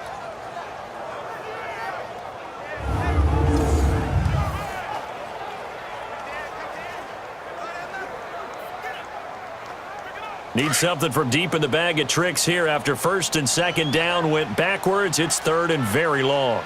4 down. 180. They run it again with Cook. And he'll get this only up to about the 3-yard line. Just a yard on the run there, and that's going to bring us to a 4th down. As much as I praise teams for being true to who they are, in this situation, I wonder if maybe they outguessed themselves a little bit. 3rd down seemed like an obvious passing situation. They chose to run it and didn't get anywhere close to the 1st down. Here's Matt Weil now as he's on to punt for Minnesota. So a short drop, but he's able to get it out, and this is a good kick. Taking it about the 36.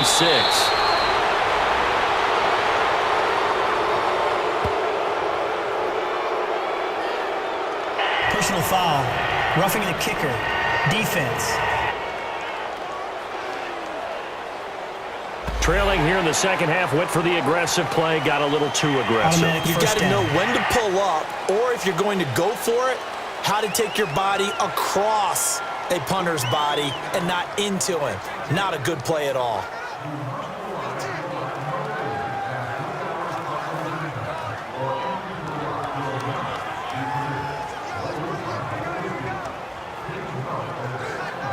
So a big break. The roughing the kicker called on 4th down leads to 1st and 10.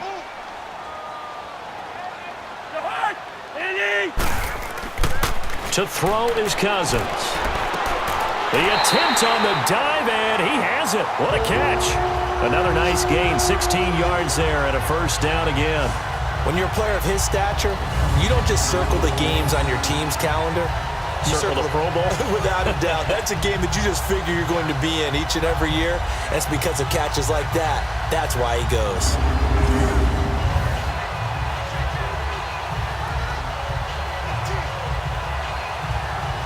From the 34 now, here's 1st and 10.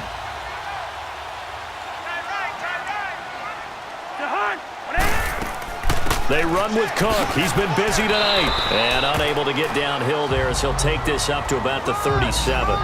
2 yards on the pickup there. It'll be 2nd and 8. Well, he was looking for some running room, and there wasn't a whole lot of it there on that play. I think he was lucky to get a couple of yards out of it because those defenders, they were rallying to the football pretty quickly.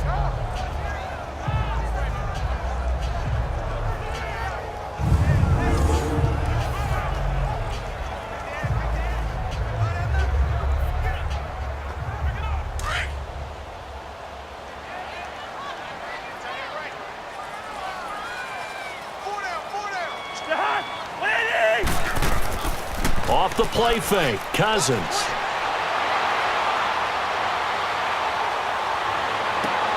And complete, right side, the tight end Rudolph. And he'll bring it up here to right at the 40-yard line.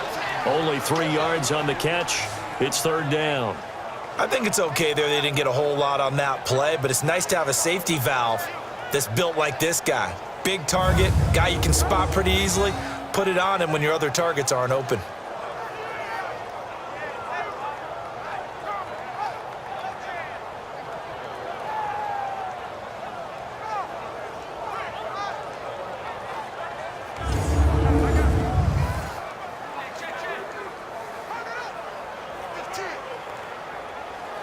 The Vikings on third down. They're at 50%, 4 for 8. This is 3rd and 4. From the shotgun, it's Cousins. And this is going to be incomplete. Well, touch and timing are critical for those types of throws. He put a lot of zip on that one. Needed just a little bit more finesse trying to get it to his back. Here's Matt Weil now as he's on to punt for Minnesota.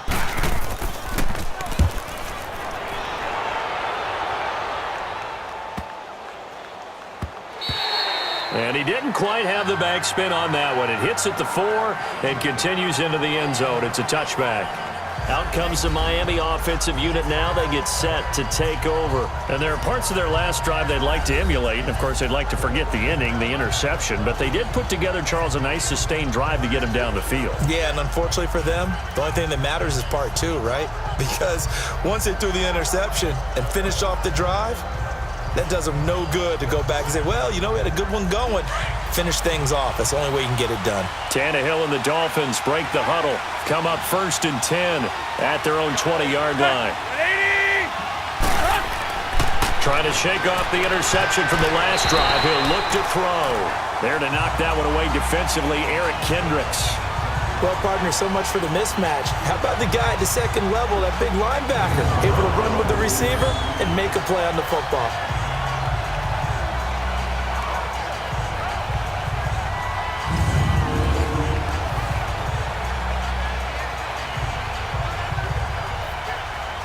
After the incompletion, they'll try once more from the 20-yard line on 2nd and 10. Second and 10, Tannehill once more. And to the left side here, Wilson. And down he'll go at the 25. That catch good for 5. It's 3rd down.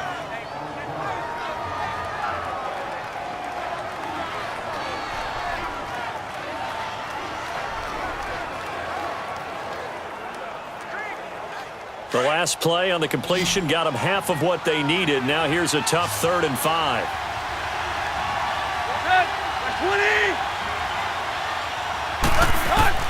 From the gun, here's Tannehill. And Amendola with a catch. And they'll get it all the way up about 5 yards shy of midfield. A good pick up there of 20 yards. Nice catch right there. Brings to mind the sentence, when in doubt, find your veterans. He used to laugh back in the day when they would call guys like him crafty veterans. You get up in your 30s, you're still playing receiver, but you're around that long at that position, you're doing something right. Just remember this. When he was young, he thought the crafty veteran was simply a guy who couldn't run anymore. Now he understands a little bit better. Tannehill now. 5 straight completions here in this second half. 1st and 10. They'll fake it. Now Tannehill. Over the middle, it's Amendola. And he takes this one down almost all the way to the 30. That one goes for 24 yards.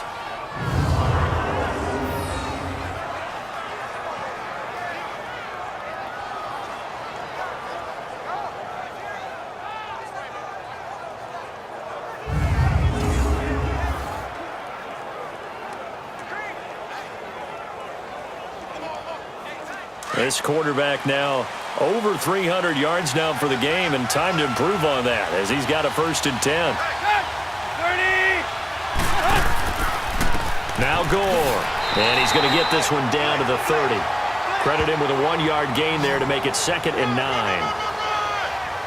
Sometimes with the running game, you've just got to stick with it. Look, it's the 3rd quarter, no time to panic. But that also doesn't mean you just do it the same way you've been doing it the entire ball game. Maybe change up some blocking assignments or run a few different plays, but stay with the overall essence of the running game. They'll stick to the ground game with Gore. And inside the 20 before he's brought down. Give him 12 yards there, and the Dolphins have a first down. What makes a draw play like that successful? Well, we did see where he made the first wave miss, and that was a big part of it. But a lot of it is just being actors back there, making the defense think it's going to be a pass.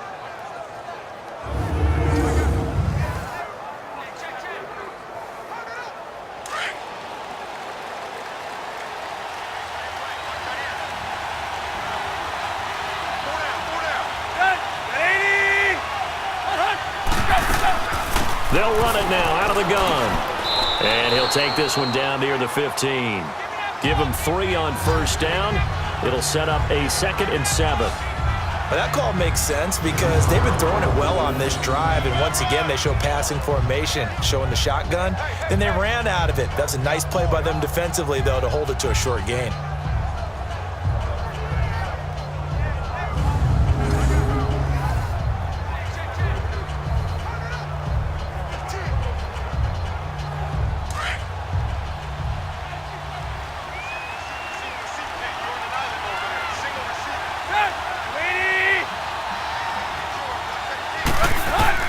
They'll try the air now with Tannehill. He dumps it off to Drake. It's a gain of 5, and that'll bring up a 3rd down.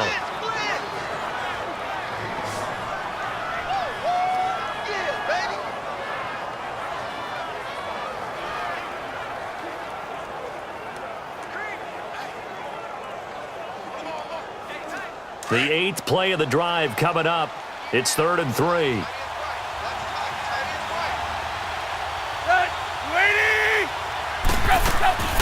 They'll run it now out of the gun. And running room hard to come by here. He gets it down to the 8. It'll be called a gain of 2, and that'll leave him with some options here on 4th and inches. He really hasn't been able to get on track running the football, averaging less than 4 yards a carry. Yeah, I think that they're going to enjoy the film session because all the defenders are filling their proper gaps on just about every play. And you know what they always say for a defensive coach? When I click off this film, I better see 11 jerseys in the picture going after the ball carrier. So out comes the field goal team once more. This from 25 yards out.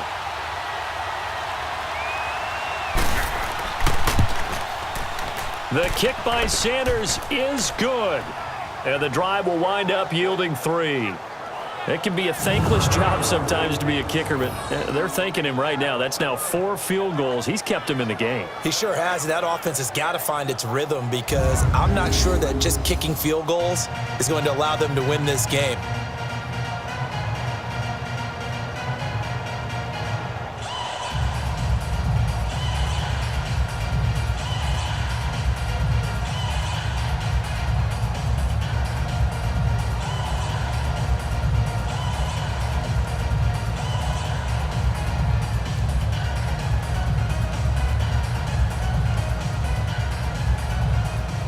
After the field goal, here comes Sanders to kick it away.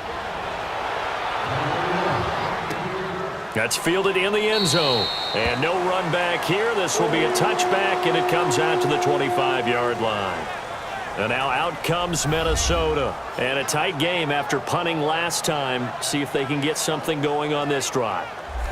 As they head to the field now, with the game this close, you've got to feel there's a sense of urgency for them going on offense right now. But they have to do it without letting panic creep in and affect their play. Cousins and the Vikings with a 1st and 10 at their 25-yard line.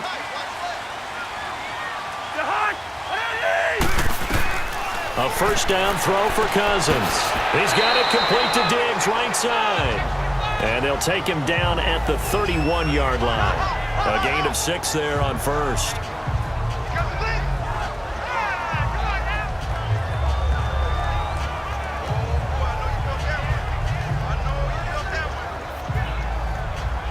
They'll come up now 2nd and 4 from the 31.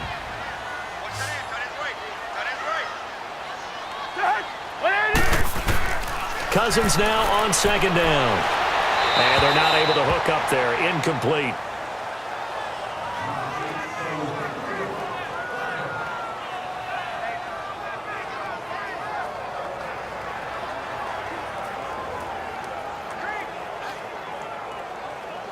The Vikings on third down. Not quite 50%. 4 for 9. This is 3rd and 4. They go play action. Cousins. And the Dolphins rush gets home. Down he goes. Cameron Wake coming in to drop him for a loss of 8. And it'll be 4th down. Like how they've started the third quarter here. They force a punt on the first drive, and after this sack, it looks like they'll be forcing another one as well. Absolutely. Maybe got their second win coming out of the locker room.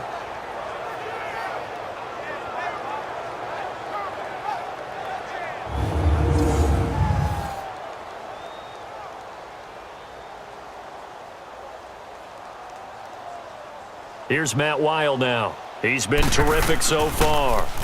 He gets this one away, and boy, it's another boomer. This is taken at the 18. A good return there, 17 yards. And it'll be Dolphin football. The Dolphins offense now ready to go back out onto the field. And a methodical drive last time, but they couldn't get that knockout blow. They had to settle for 3.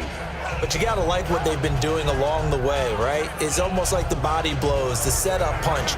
As you said, they didn't get the knockout blow here, but that doesn't mean it can't come later in the game on another possession. And the defense on the other side, maybe a little gassed, right? Yeah, a little tired. And if nothing else, they just feel relieved getting upfield only giving up 3. They don't exactly feel like they've handled the offense. Tannehill and the Dolphins break the huddle. Come up 1st and 10 at their 35-yard line.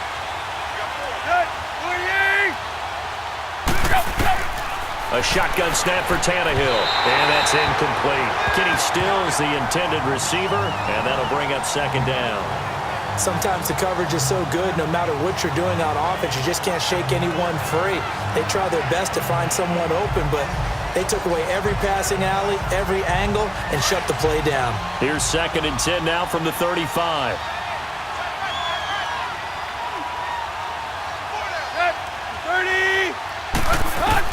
On 2nd and 10, Tannehill. And it's a short one here, complete to the tight end. That catch good for only a yard, and it'll be 3rd down. That was an okay hook up there with his tight end, but unfortunately, they didn't get the kind of yards they had hoped for. That's going to bring up 3rd down.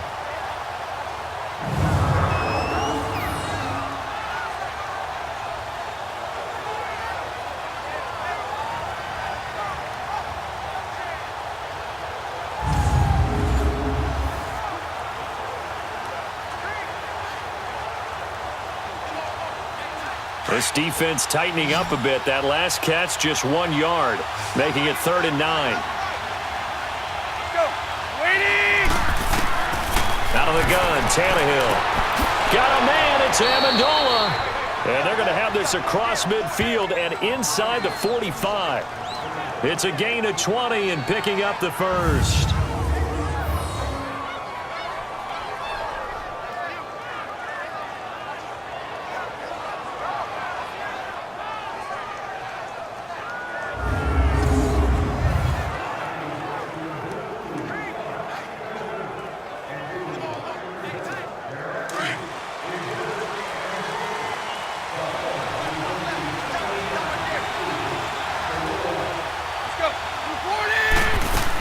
They'll run it now out of the gun. And he loses the football a second time. But I think a Dolphin was able to fall on it. Yes, they'll keep possession here. So they escape, so to speak, maintaining the football. Defensively, though, opportunity miss. It definitely was, because that's all defenses talk about. Getting the football and either advancing it the other way or just getting possession and turning it over to their offense. That can be a little bit deflating. You're exactly right. A lost opportunity.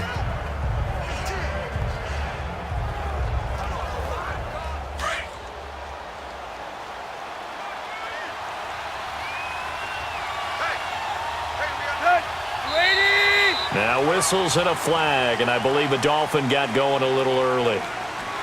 False start, offense.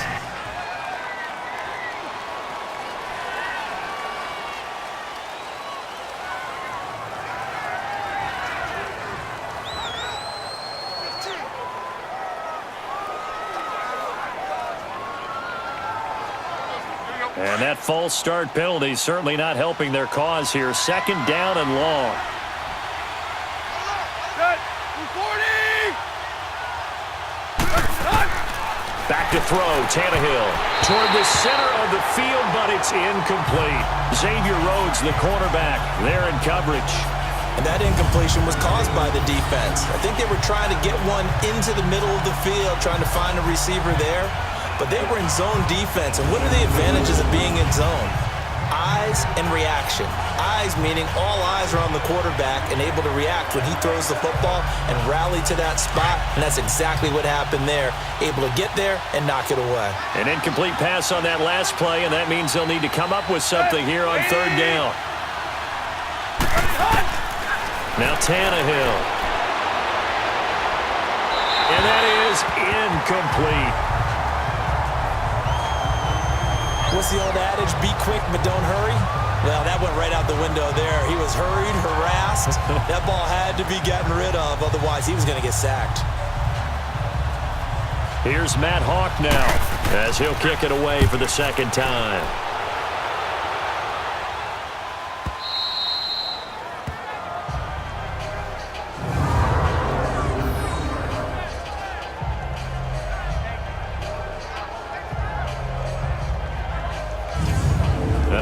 Comes Minnesota. They're going to have to go at least 50, 60 yards here if they want to ensure that they don't have to punt the ball like they did last time. Yeah, so what you're saying is we're not playing to just get out of the shadow of your own goal line, right? You're playing to make sure the punter doesn't see the field again. So it's not picking up a couple of first downs. You want to pick up 5 or 6 first downs and make sure you move the ball into their territory.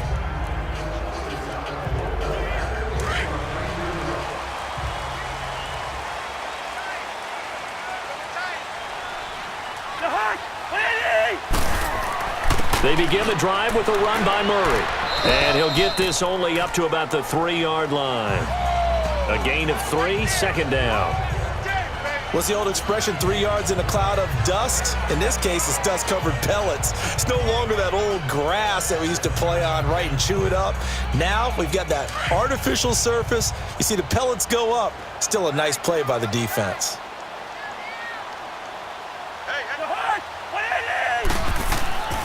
Back to the ground, this time Cook. And he'll take this up to about the 7 or 8 yard line. Tackled that time by Jerome Baker out of Ohio State. I think we can safely say that those types of plays are the backbone of this offense. We know not every run's going to be a big hitter, but you know they'll take that type of result on each and every attempt.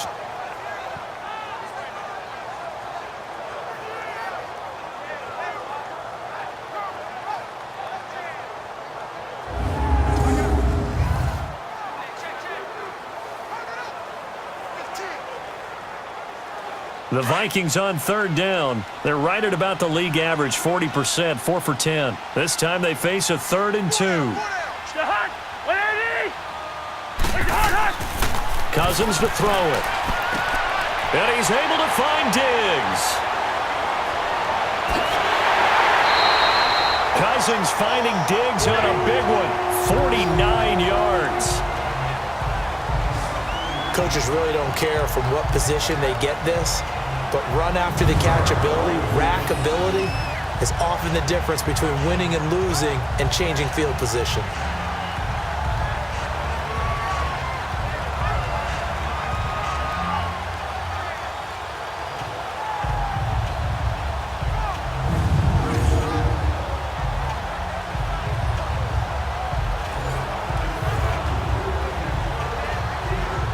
So the big play gets him across midfield now for 1st and 10.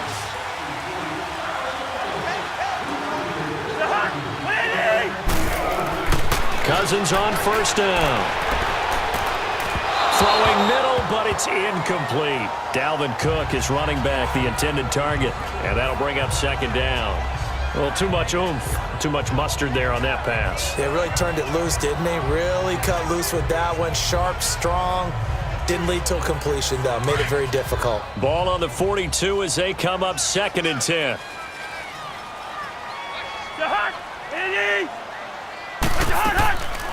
On 2nd down, Cook. And that didn't fool anybody. He's going to be dropped in the backfield.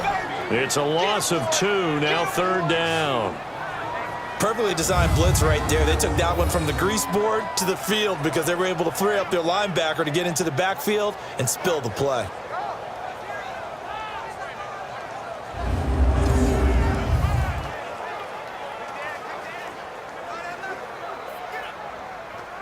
The Vikings on third down. They've converted 5 times in their many chances thus far. This is 3rd down and 12. Working out of the gun, Cousins. He's going to float this one deep right side. And incomplete. He can't hang on. Would have been a nice catch. Instead, it brings up a 4th down. I remember a coach telling me a long time ago the difference between playing corner and safety in the NFL. Corner is like the Autobahn. Everybody just flying by, and these corners have been really busy in this game, although they got it done on the last play. On the last play, yes, but there have been some good numbers put up against them offensively.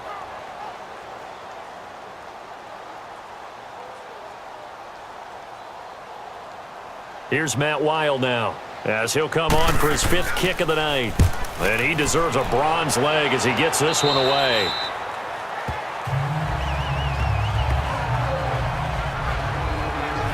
And the Dolphins getting set to go here. The crowd may be losing just a little bit of the edge after back-to-back punts. They want some big plays. They want to see some offense. They want to see somebody break away, whether it's through the air or on the ground. Now it'll be interesting to see where the patience is on both sides. Each head coach, can you hang in there and not try and force something that could put your team in some jeopardy?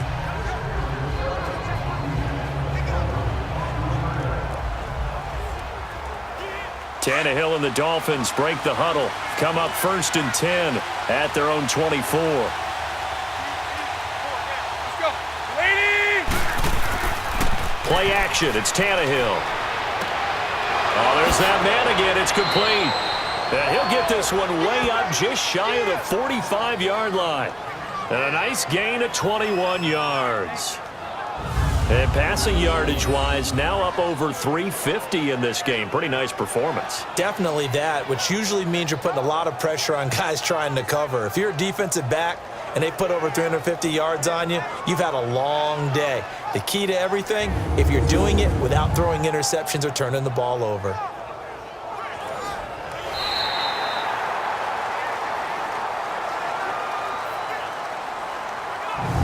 And that is going to do it for this 3rd quarter of action. We'll return with more after this. You're watching the NFL on EA Sports.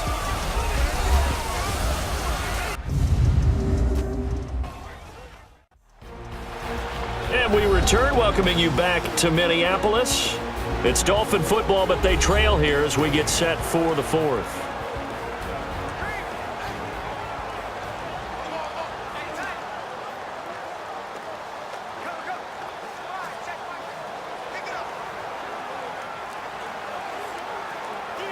Took just one play to move all the way to the 44 as they try again on 1st down. Now a 1st down throw, Tannehill. Pressure coming from the Vikings, and they get there and bring him down. Daniil Hunter in there to get him again. The 3rd time he sacked him here tonight. The amount of sacks that they've absorbed in this game is absolutely extraordinary. Let's just face it. This offensive line, flat out, cannot handle this pass rush. It's been demonstrated time and time again.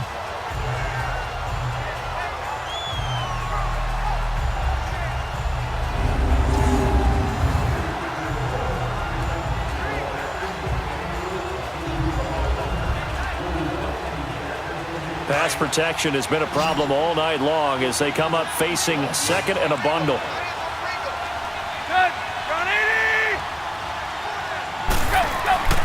Now Tannehill.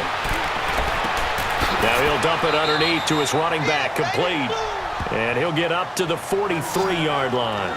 Give him 6 on the play, and that'll bring up a 3rd and 11 situation.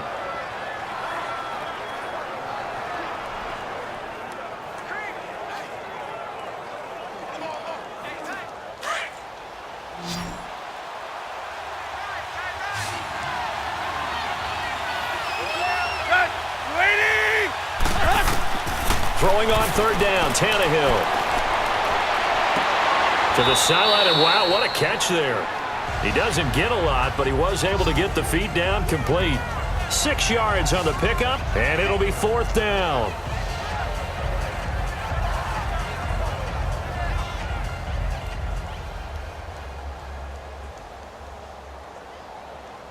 Here's Matt Hawk now as he's on to punt for Miami.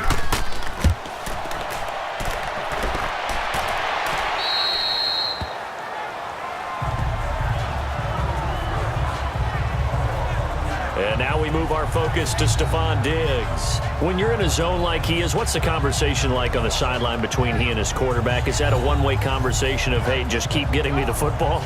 It actually is probably a two-way conversation because he wants to keep getting him the football because he's seeing the payoff. You know, getting the ball to that guy means yardage, and as we've seen, touchdowns in this game. So I think both of them get more and more excited about the possibilities as things continue on. Yeah, so far it's been over 100 yards and the 2 scores. Cousins and the Vikings with a 1st and 10 at their own 18. On 1st and 10, Cousins. And that is incomplete. It's a tried-and-true formula, and I don't think it'll change for as long as we play football. If someone's trying to throw the ball and you can put pressure on them and make it tough, that's only going to help your defense. Yeah, he's since being hurried. He got rid of it before taking the hit, but incomplete. So after the incompletion on 1st, now 2nd and 10.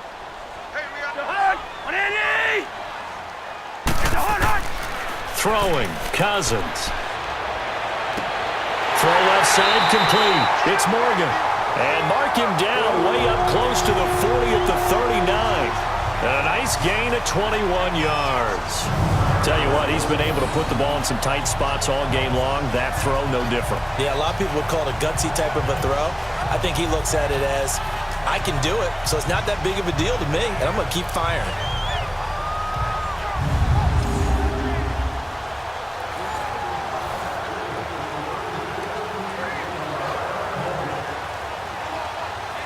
So signs of life in what's been a dormant offense in this second half. Here's 1st and 10. They go play action here on 1st down. Caught out left side by Robinson. Fighting his way through contact. And he finally is out of bounds, but he's down inside the 20-yard line. It's a big one there for the Vikings. 44 yards. Well, partner, I'm not sure how this drive's going to end, but how about the way they flip field position there? A nice attacking play that picked up a heck of a chunk of yardage.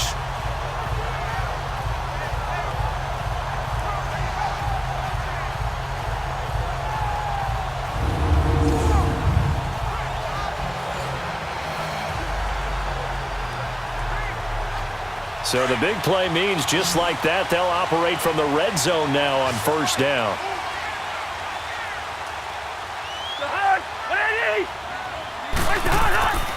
First down, here's the run with Cook.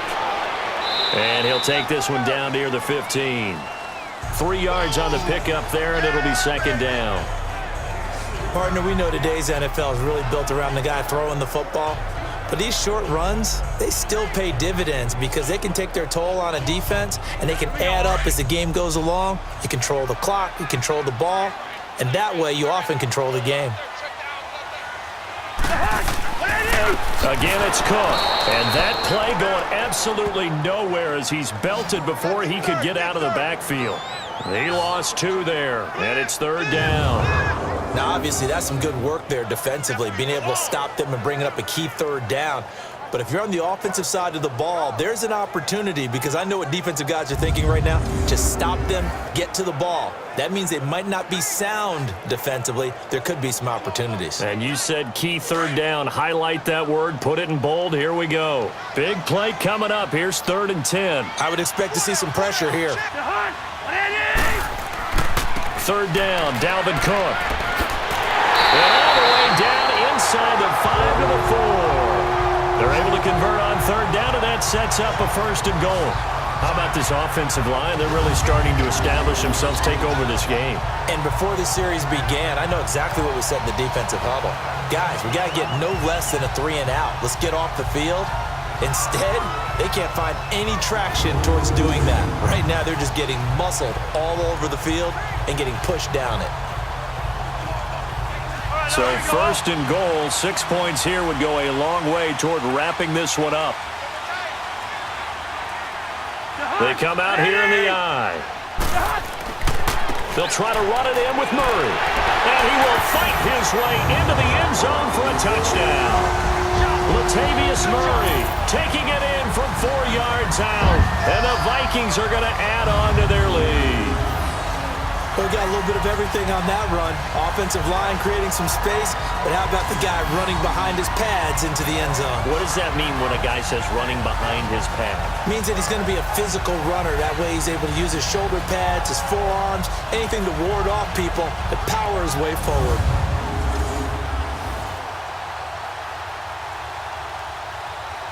Here's Bailey now for the extra point.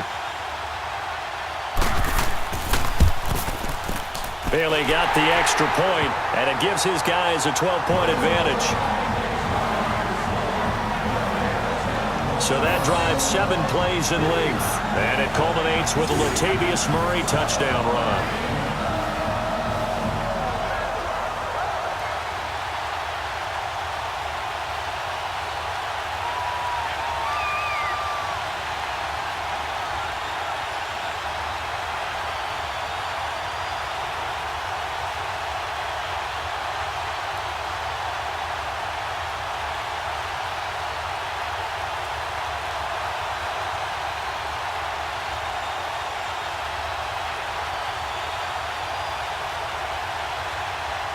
Bailey now to kick this one away. That'll be taken in the end zone. And no run back here. This will be a touchback, and it comes out to the 25-yard line. The Dolphins offense now heads back on the field. And down on the scoreboard, certainly needing to avoid what happened on the last drive, punting the football. Sense of urgency has to take over for them here. They know the score. They know the situation. And by the way, the punter no longer exists for their offense. That's how they have to treat this drive. They need points. Big time. Tannehill and the Dolphins break the huddle. Come up 1st and 10 at their own 25-yard line. Waiting! Go! To throw is Tannehill. And he's got Amendola on the connection. And he'll get it up near the 35, right at the 34 here. Give him 9 there on the first down completion.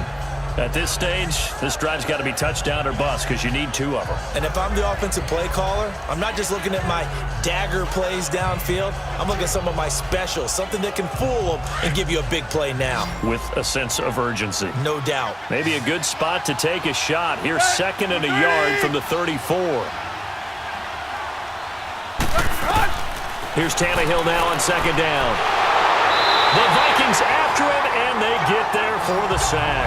Daniil Hunter in there again. My goodness, that is now his 4th sack tonight.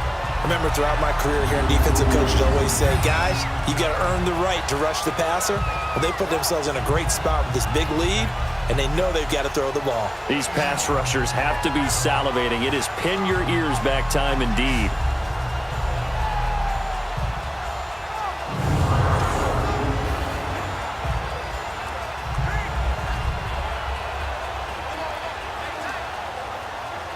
So after the sack of Tannehill, the Dolphins come up here on a 3rd and long.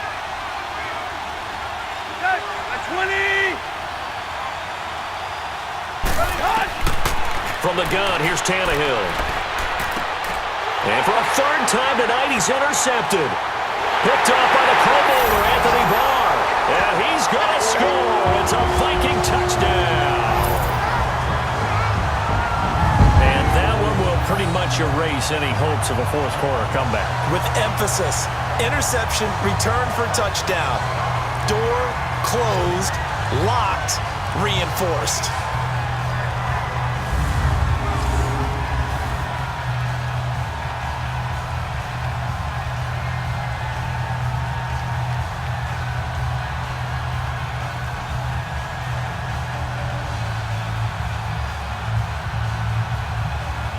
now for the extra point.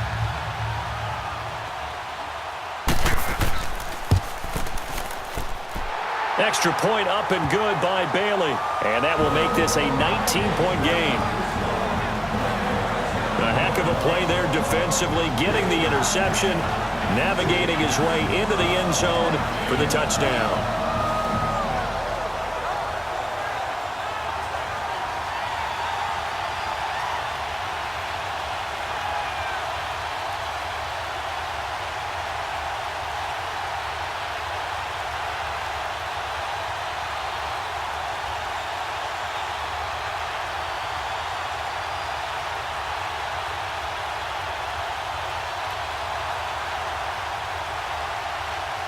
So they'll get another shot on offense following that pick six. And now the kick is away. That'll be taken in the end zone. And he won't return this one. He'll go down to a knee, and they'll start at the 25. So now here come the Dolphins. And fresh off the pick six, they've got to forget about that quickly. In this case now, the guy throwing the ball, he's got to be like what we talk about with defensive backs who get beat for a long touchdown. Short-term memory. Right back out there doing the things that he does best and knowing that taking care of the ball is paramount. Here's his opportunity. It all comes back to those defensive backs for the former DB, right? I don't know where that comes from. It just kind of emerges out of me for some reason. It's deep in there, right? Fresh off the pick six, it's Tannehill. On the left side, this is Stills. And he'll get it up to the 33-yard line. A good pickup there, 8 yards on the first down completion. Decent start to the drive, but let's face it, they need a lot of things to go right in a short amount of time, down 3 scores. Yeah, they're going to run their 2-minute offense here in this game, but this is for future games. Can they get better and be ready for the next time, hopefully with a chance to win? Here's a 2nd and 2 now from the 33.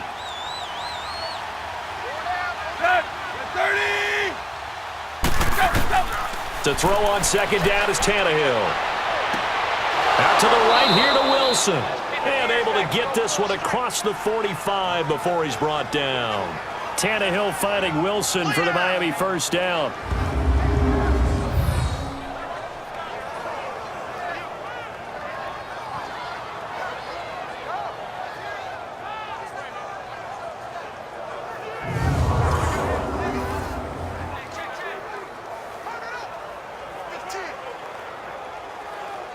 Back-to-back good plays have them on the move on first down. Let's go. Ready? Go, go. Tannehill on first down.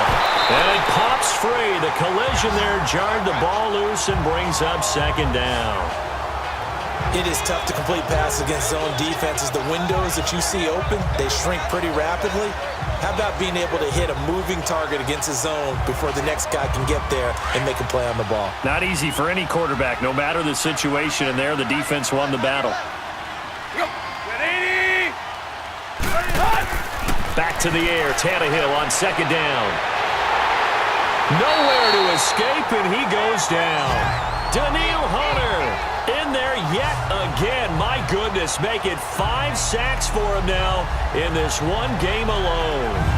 And on that one, the protection just broke down. You've got to have that leverage, don't you? We always talk about low man wins in the running game for an offensive lineman versus a defensive lineman. It's essentially the same thing in pass protection. Get lower than that defensive lineman so that you can keep your balance and keep him away from your guy trying to throw the football.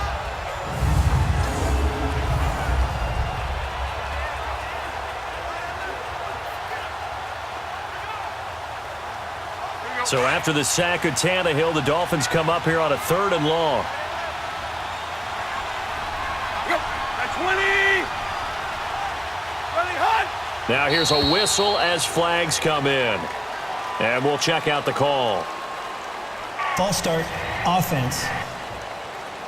Maybe anticipating a blitz, and they jumped. Yeah, and if we saw it, you know that they saw it. The bad guys might have been coming on that play. Had to pick them up, and they jumped.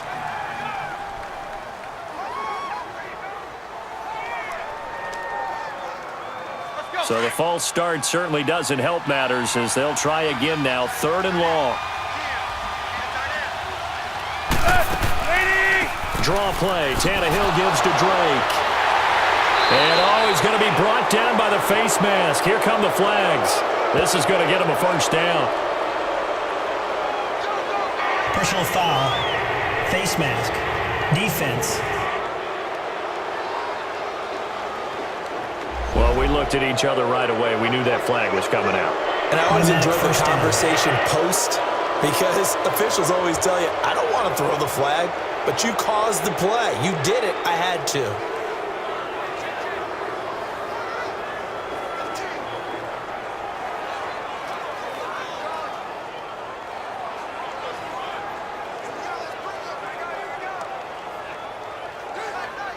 Maybe a critical mistake at this juncture is now they've got a 1st and 10. Set. The 30. Ready, hot. Tannehill. Caught by Wilson. And he'll be taken down at the 44-yard line. 7 yards, the pickup on the pitch and catch. Great change up there on the route and got that inside release, made it a successful pitch and catch. Well, the first thing you want to do is have him thinking that you're going outside, make a move in that direction. Then you really don't run the route against the whole body of the defender. You run against a half of him, and the inside half, and he took it right across his face, got inside, and won that route in a big way. Able to get 7 on that first down pass play. 2nd and 3. Set. Waiting. Tannehill now to throw. He'll set up the screen to Drake. Flashy little move, but unable to reach the 40. So the screen good for only 2. Now it's 3rd down. I thought that wasn't a bad time to call the screen. I thought late game, down on the scoreboard, had to figure they were expecting a pass downfield. Yeah, so the edge rushers, they're coming. That could have hit big. You're right. Good recognition defensively to snuff that one out.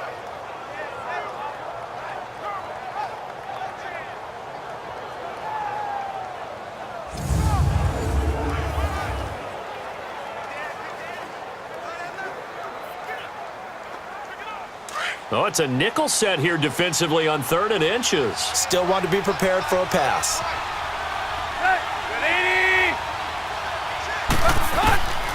A shotgun snap for Tannehill. Firing quickly here, and that's complete. And he will have a first down as they get him to the ground at the 37. And that'll be enough to keep the drive moving forward. Another first down on the pickup of 5 yards. That was a route run not just with dexterity, but with intelligence.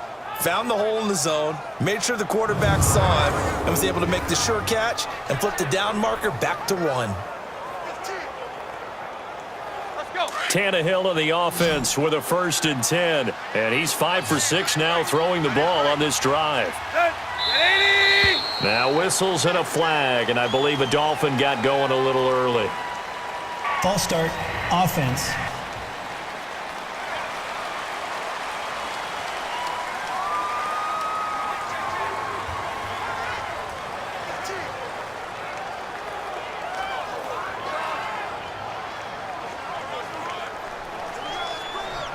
A false start backs him up 5, 1st and 15. At 20. They'll run it now out of the gun. And oh my goodness, he loses it again. And the Vikings pick up the football. And they are going to set up shop at the 32-yard line. All right, you've had to put up with me in this booth. I'm going to try and be simple this time and succinct. It simply has not been their night. No, I think that fumble's kind of indicative of how this whole evening's gone, isn't it? Without a doubt. I mean, they've tried, but nothing has ever really taken throughout the game. That's why they're down so big. Now the Minnesota offense set to take over again. And that last drive, a long drive, but not just that. They had a great air attack going. Do they stick with that?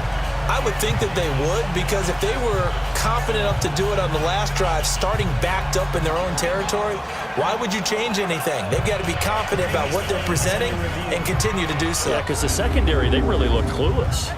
And that was amazing because that drive went and went, no adjustments and no big plays by the defense to knock the ball away.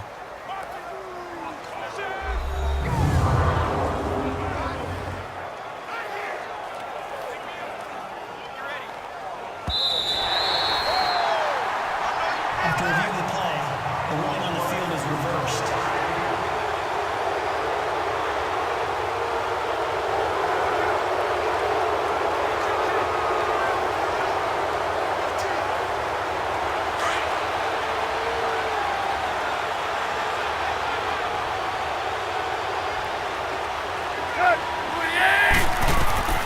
Following the fumble recovery, Tannehill. And incomplete there. A nice hit. Jars the ball free and brings up third down. Anytime a defense can sit back in a zone like that, it tends to create a lot of congestion in the middle of the field. Makes it very hard to slot one in. Looked like I-4 at rush hour in your hometown of Orlando, Florida. An absolute mess. After the incompletion, here now, 3rd and 2. Laundry on the field. This is going to be a false start on the offense. Sometimes you have to slow things down a little bit when things get heated. The cadence has to be slow and deliberate at times to make sure your team's ready to go.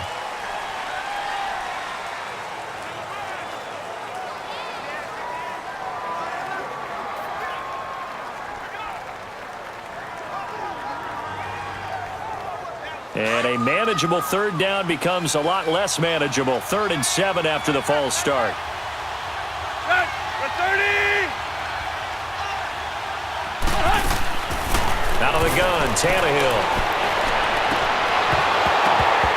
And he couldn't hang on to it through the contact. Incomplete. You hear the calls for a penalty, but I just don't think so. I think in this situation, the defender was making sure his guy couldn't hold on to the football. So I don't see anything that warranted a flag. No, I'm with you. There was contact, but I'm happy they kept that flag in the back pocket. Their already slim hopes are going to ride on this one. They'll go on 4th down. 30. As expected, they're going for it to keep the drive alive. And it is incomplete. Adam Gase rolls the dice. It doesn't pan out. And the Vikings defense is going to get the football back. So the defense has to stay out and get one more stop. They were able to do it, forcing the incompletion. So on their record, that goes down as a successful play. Doesn't matter how they got there, how it happened. They got it done. They're the ones that are jubilant. And the Vikings now heading onto the field. Been a very strong performance for them, really, on both sides of the football. The turnover on downs the most recent example, and now, obviously, they're in a great spot here. Yeah, if you're over on the bench right now, you're shaking hands with your teammate, you're hugging him, give him a little dap. Been a big, big performance for them. Now you just don't get careless. Take care of the ball on the way out. Cousins and the Vikings with a 1st and 10 at their 35-yard line.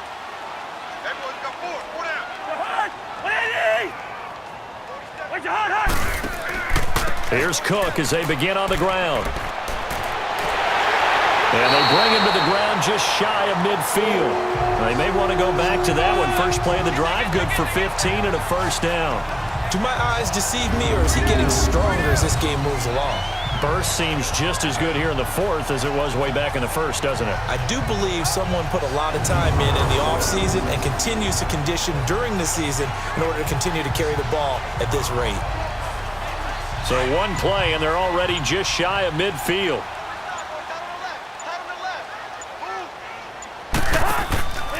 They run again on 1st down. Cook. And he's across midfield and into Miami territory.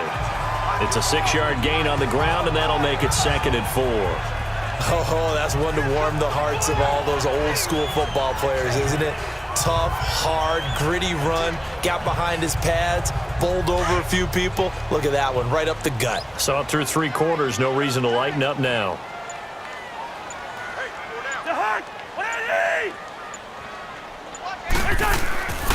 Handoff comes to Cook.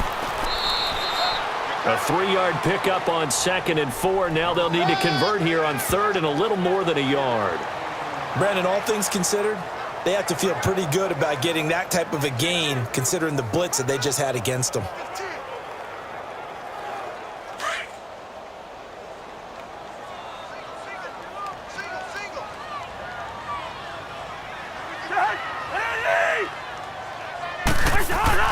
On 3rd and 1, here's Cousins. Open man is Thielen. It's complete. And he'll get this one down near the 20-yard line, just shy of the 20. A good pickup there of 20 yards. Still throwing the football here, even with the big lead. Yeah, I know you and I came up in a different era, and we think about sportsmanship and all that. Other people think about fantasy points and getting their numbers. That's all they care about right now.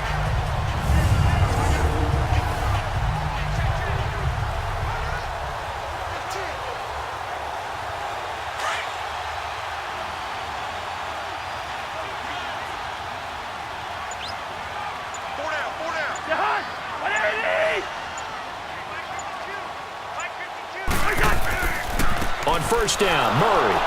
And this one goes nowhere. Losing yardage back at the 22. That's going to go as a loss of a yard, and it'll be second down. Brandon, it's clearly a running situation when you're up in the fourth quarter. They're going to have to stack the box and make it difficult for them to move the ball. Made it very difficult right there. Now they need to repeat that effort. Yeah, bring 7, 8, 9, whatever it's going to take to slow them down. Again, it's Murray. And he'll at least get him inside the red zone here, down to about the 19. It's a gain of about 3, but it's going to leave him with third and still 7 yards to go. They're in a pretty good spot right now with a convincing lead. I think this is where they put on the boxing gloves, start to try and pound them into submission. And the offensive line, they've controlled this game. I don't see why that trend would change now. Time for a break. We're back to finish this one off after this.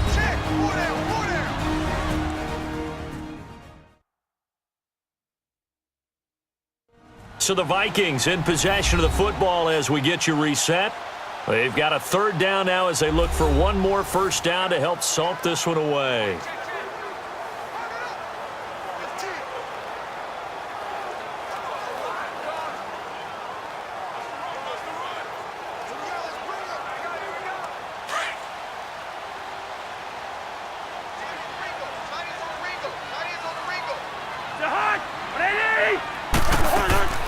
From the shotgun, it's Cousins. And this is going to be incomplete.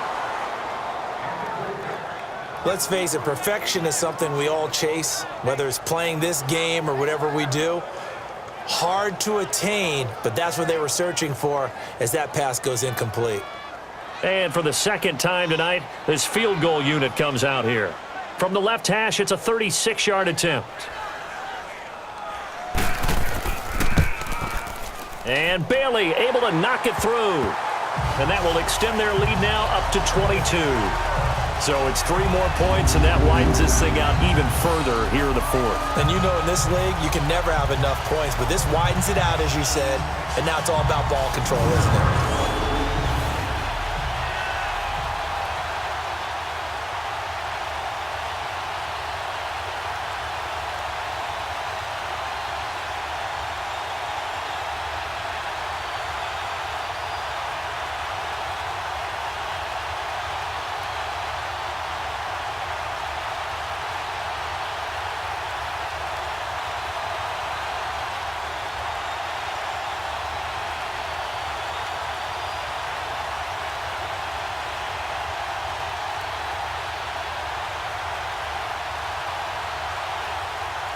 Now, after the field goal, Bailey will kick it away.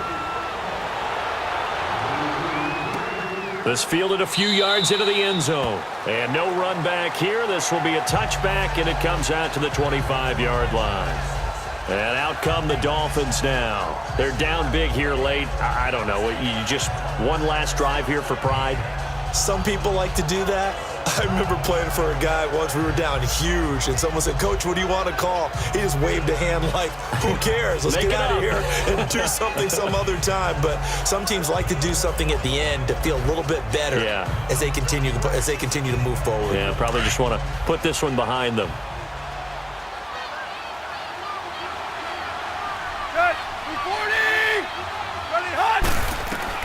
On 1st and 10, Tannehill. Now they go screen. It's complete. And he's brought down, getting this one up to about the 35. Give him 10 yards there, and about by the nose of the football, he's going to have a first down. On 1st down, Tannehill. It's caught. Stills, right side. And he'll get up near the 45. They'll spot it at the 44. Give him 9 there on the first down completion. On 2nd down, here's Tannehill. And Stills over the middle. And he'll get it out to midfield. Looks like, they'll spot it right at midfield at the 50. Tannehill finding Stills, and it's a Dolphin first down. Now flags will come in. I think this one's going to be on the defense for jumping. Encroachment, defense. So a jump there defensively. And it's a killer. Watch the football. Still first down. Don't move across the line of scrimmage until the ball moves.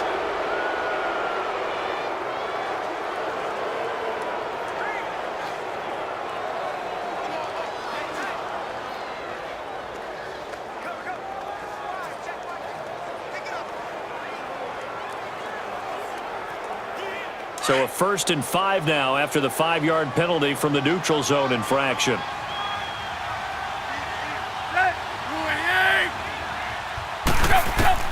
To the air again, Tannehill.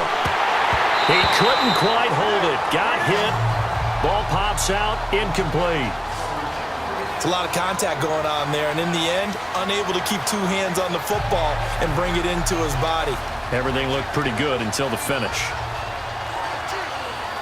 So they'll come up after the incompletion for 2nd down.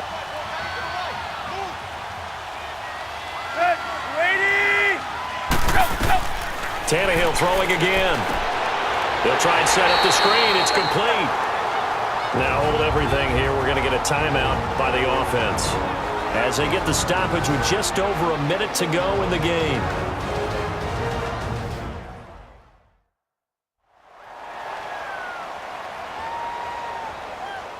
And we're back. The offense had a chance to talk things over. We'll see what they come up with here on this next play.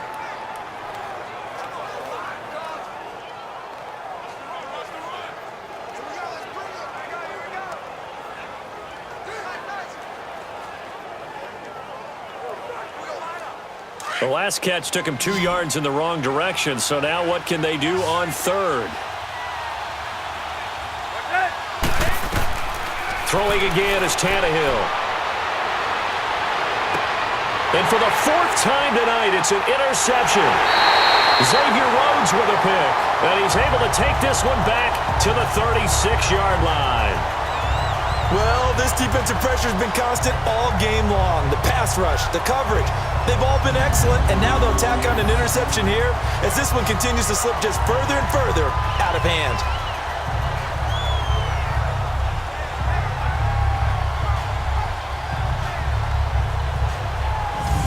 And now out comes Minnesota. They have the big lead here late. They protected their home turf well, didn't they? They certainly did, partner, and just think about how good that feels because every team has a goal when they start the year to win at home, all right? And sometimes you don't win all of them, but they managed to get that done today. Just think about your routine stays the same.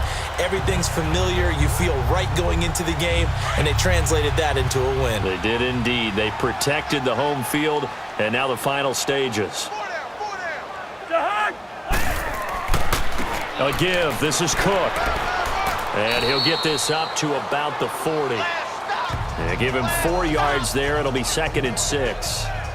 That's it. That's what you want. Straight ahead positive gain. Just keep that clock ticking.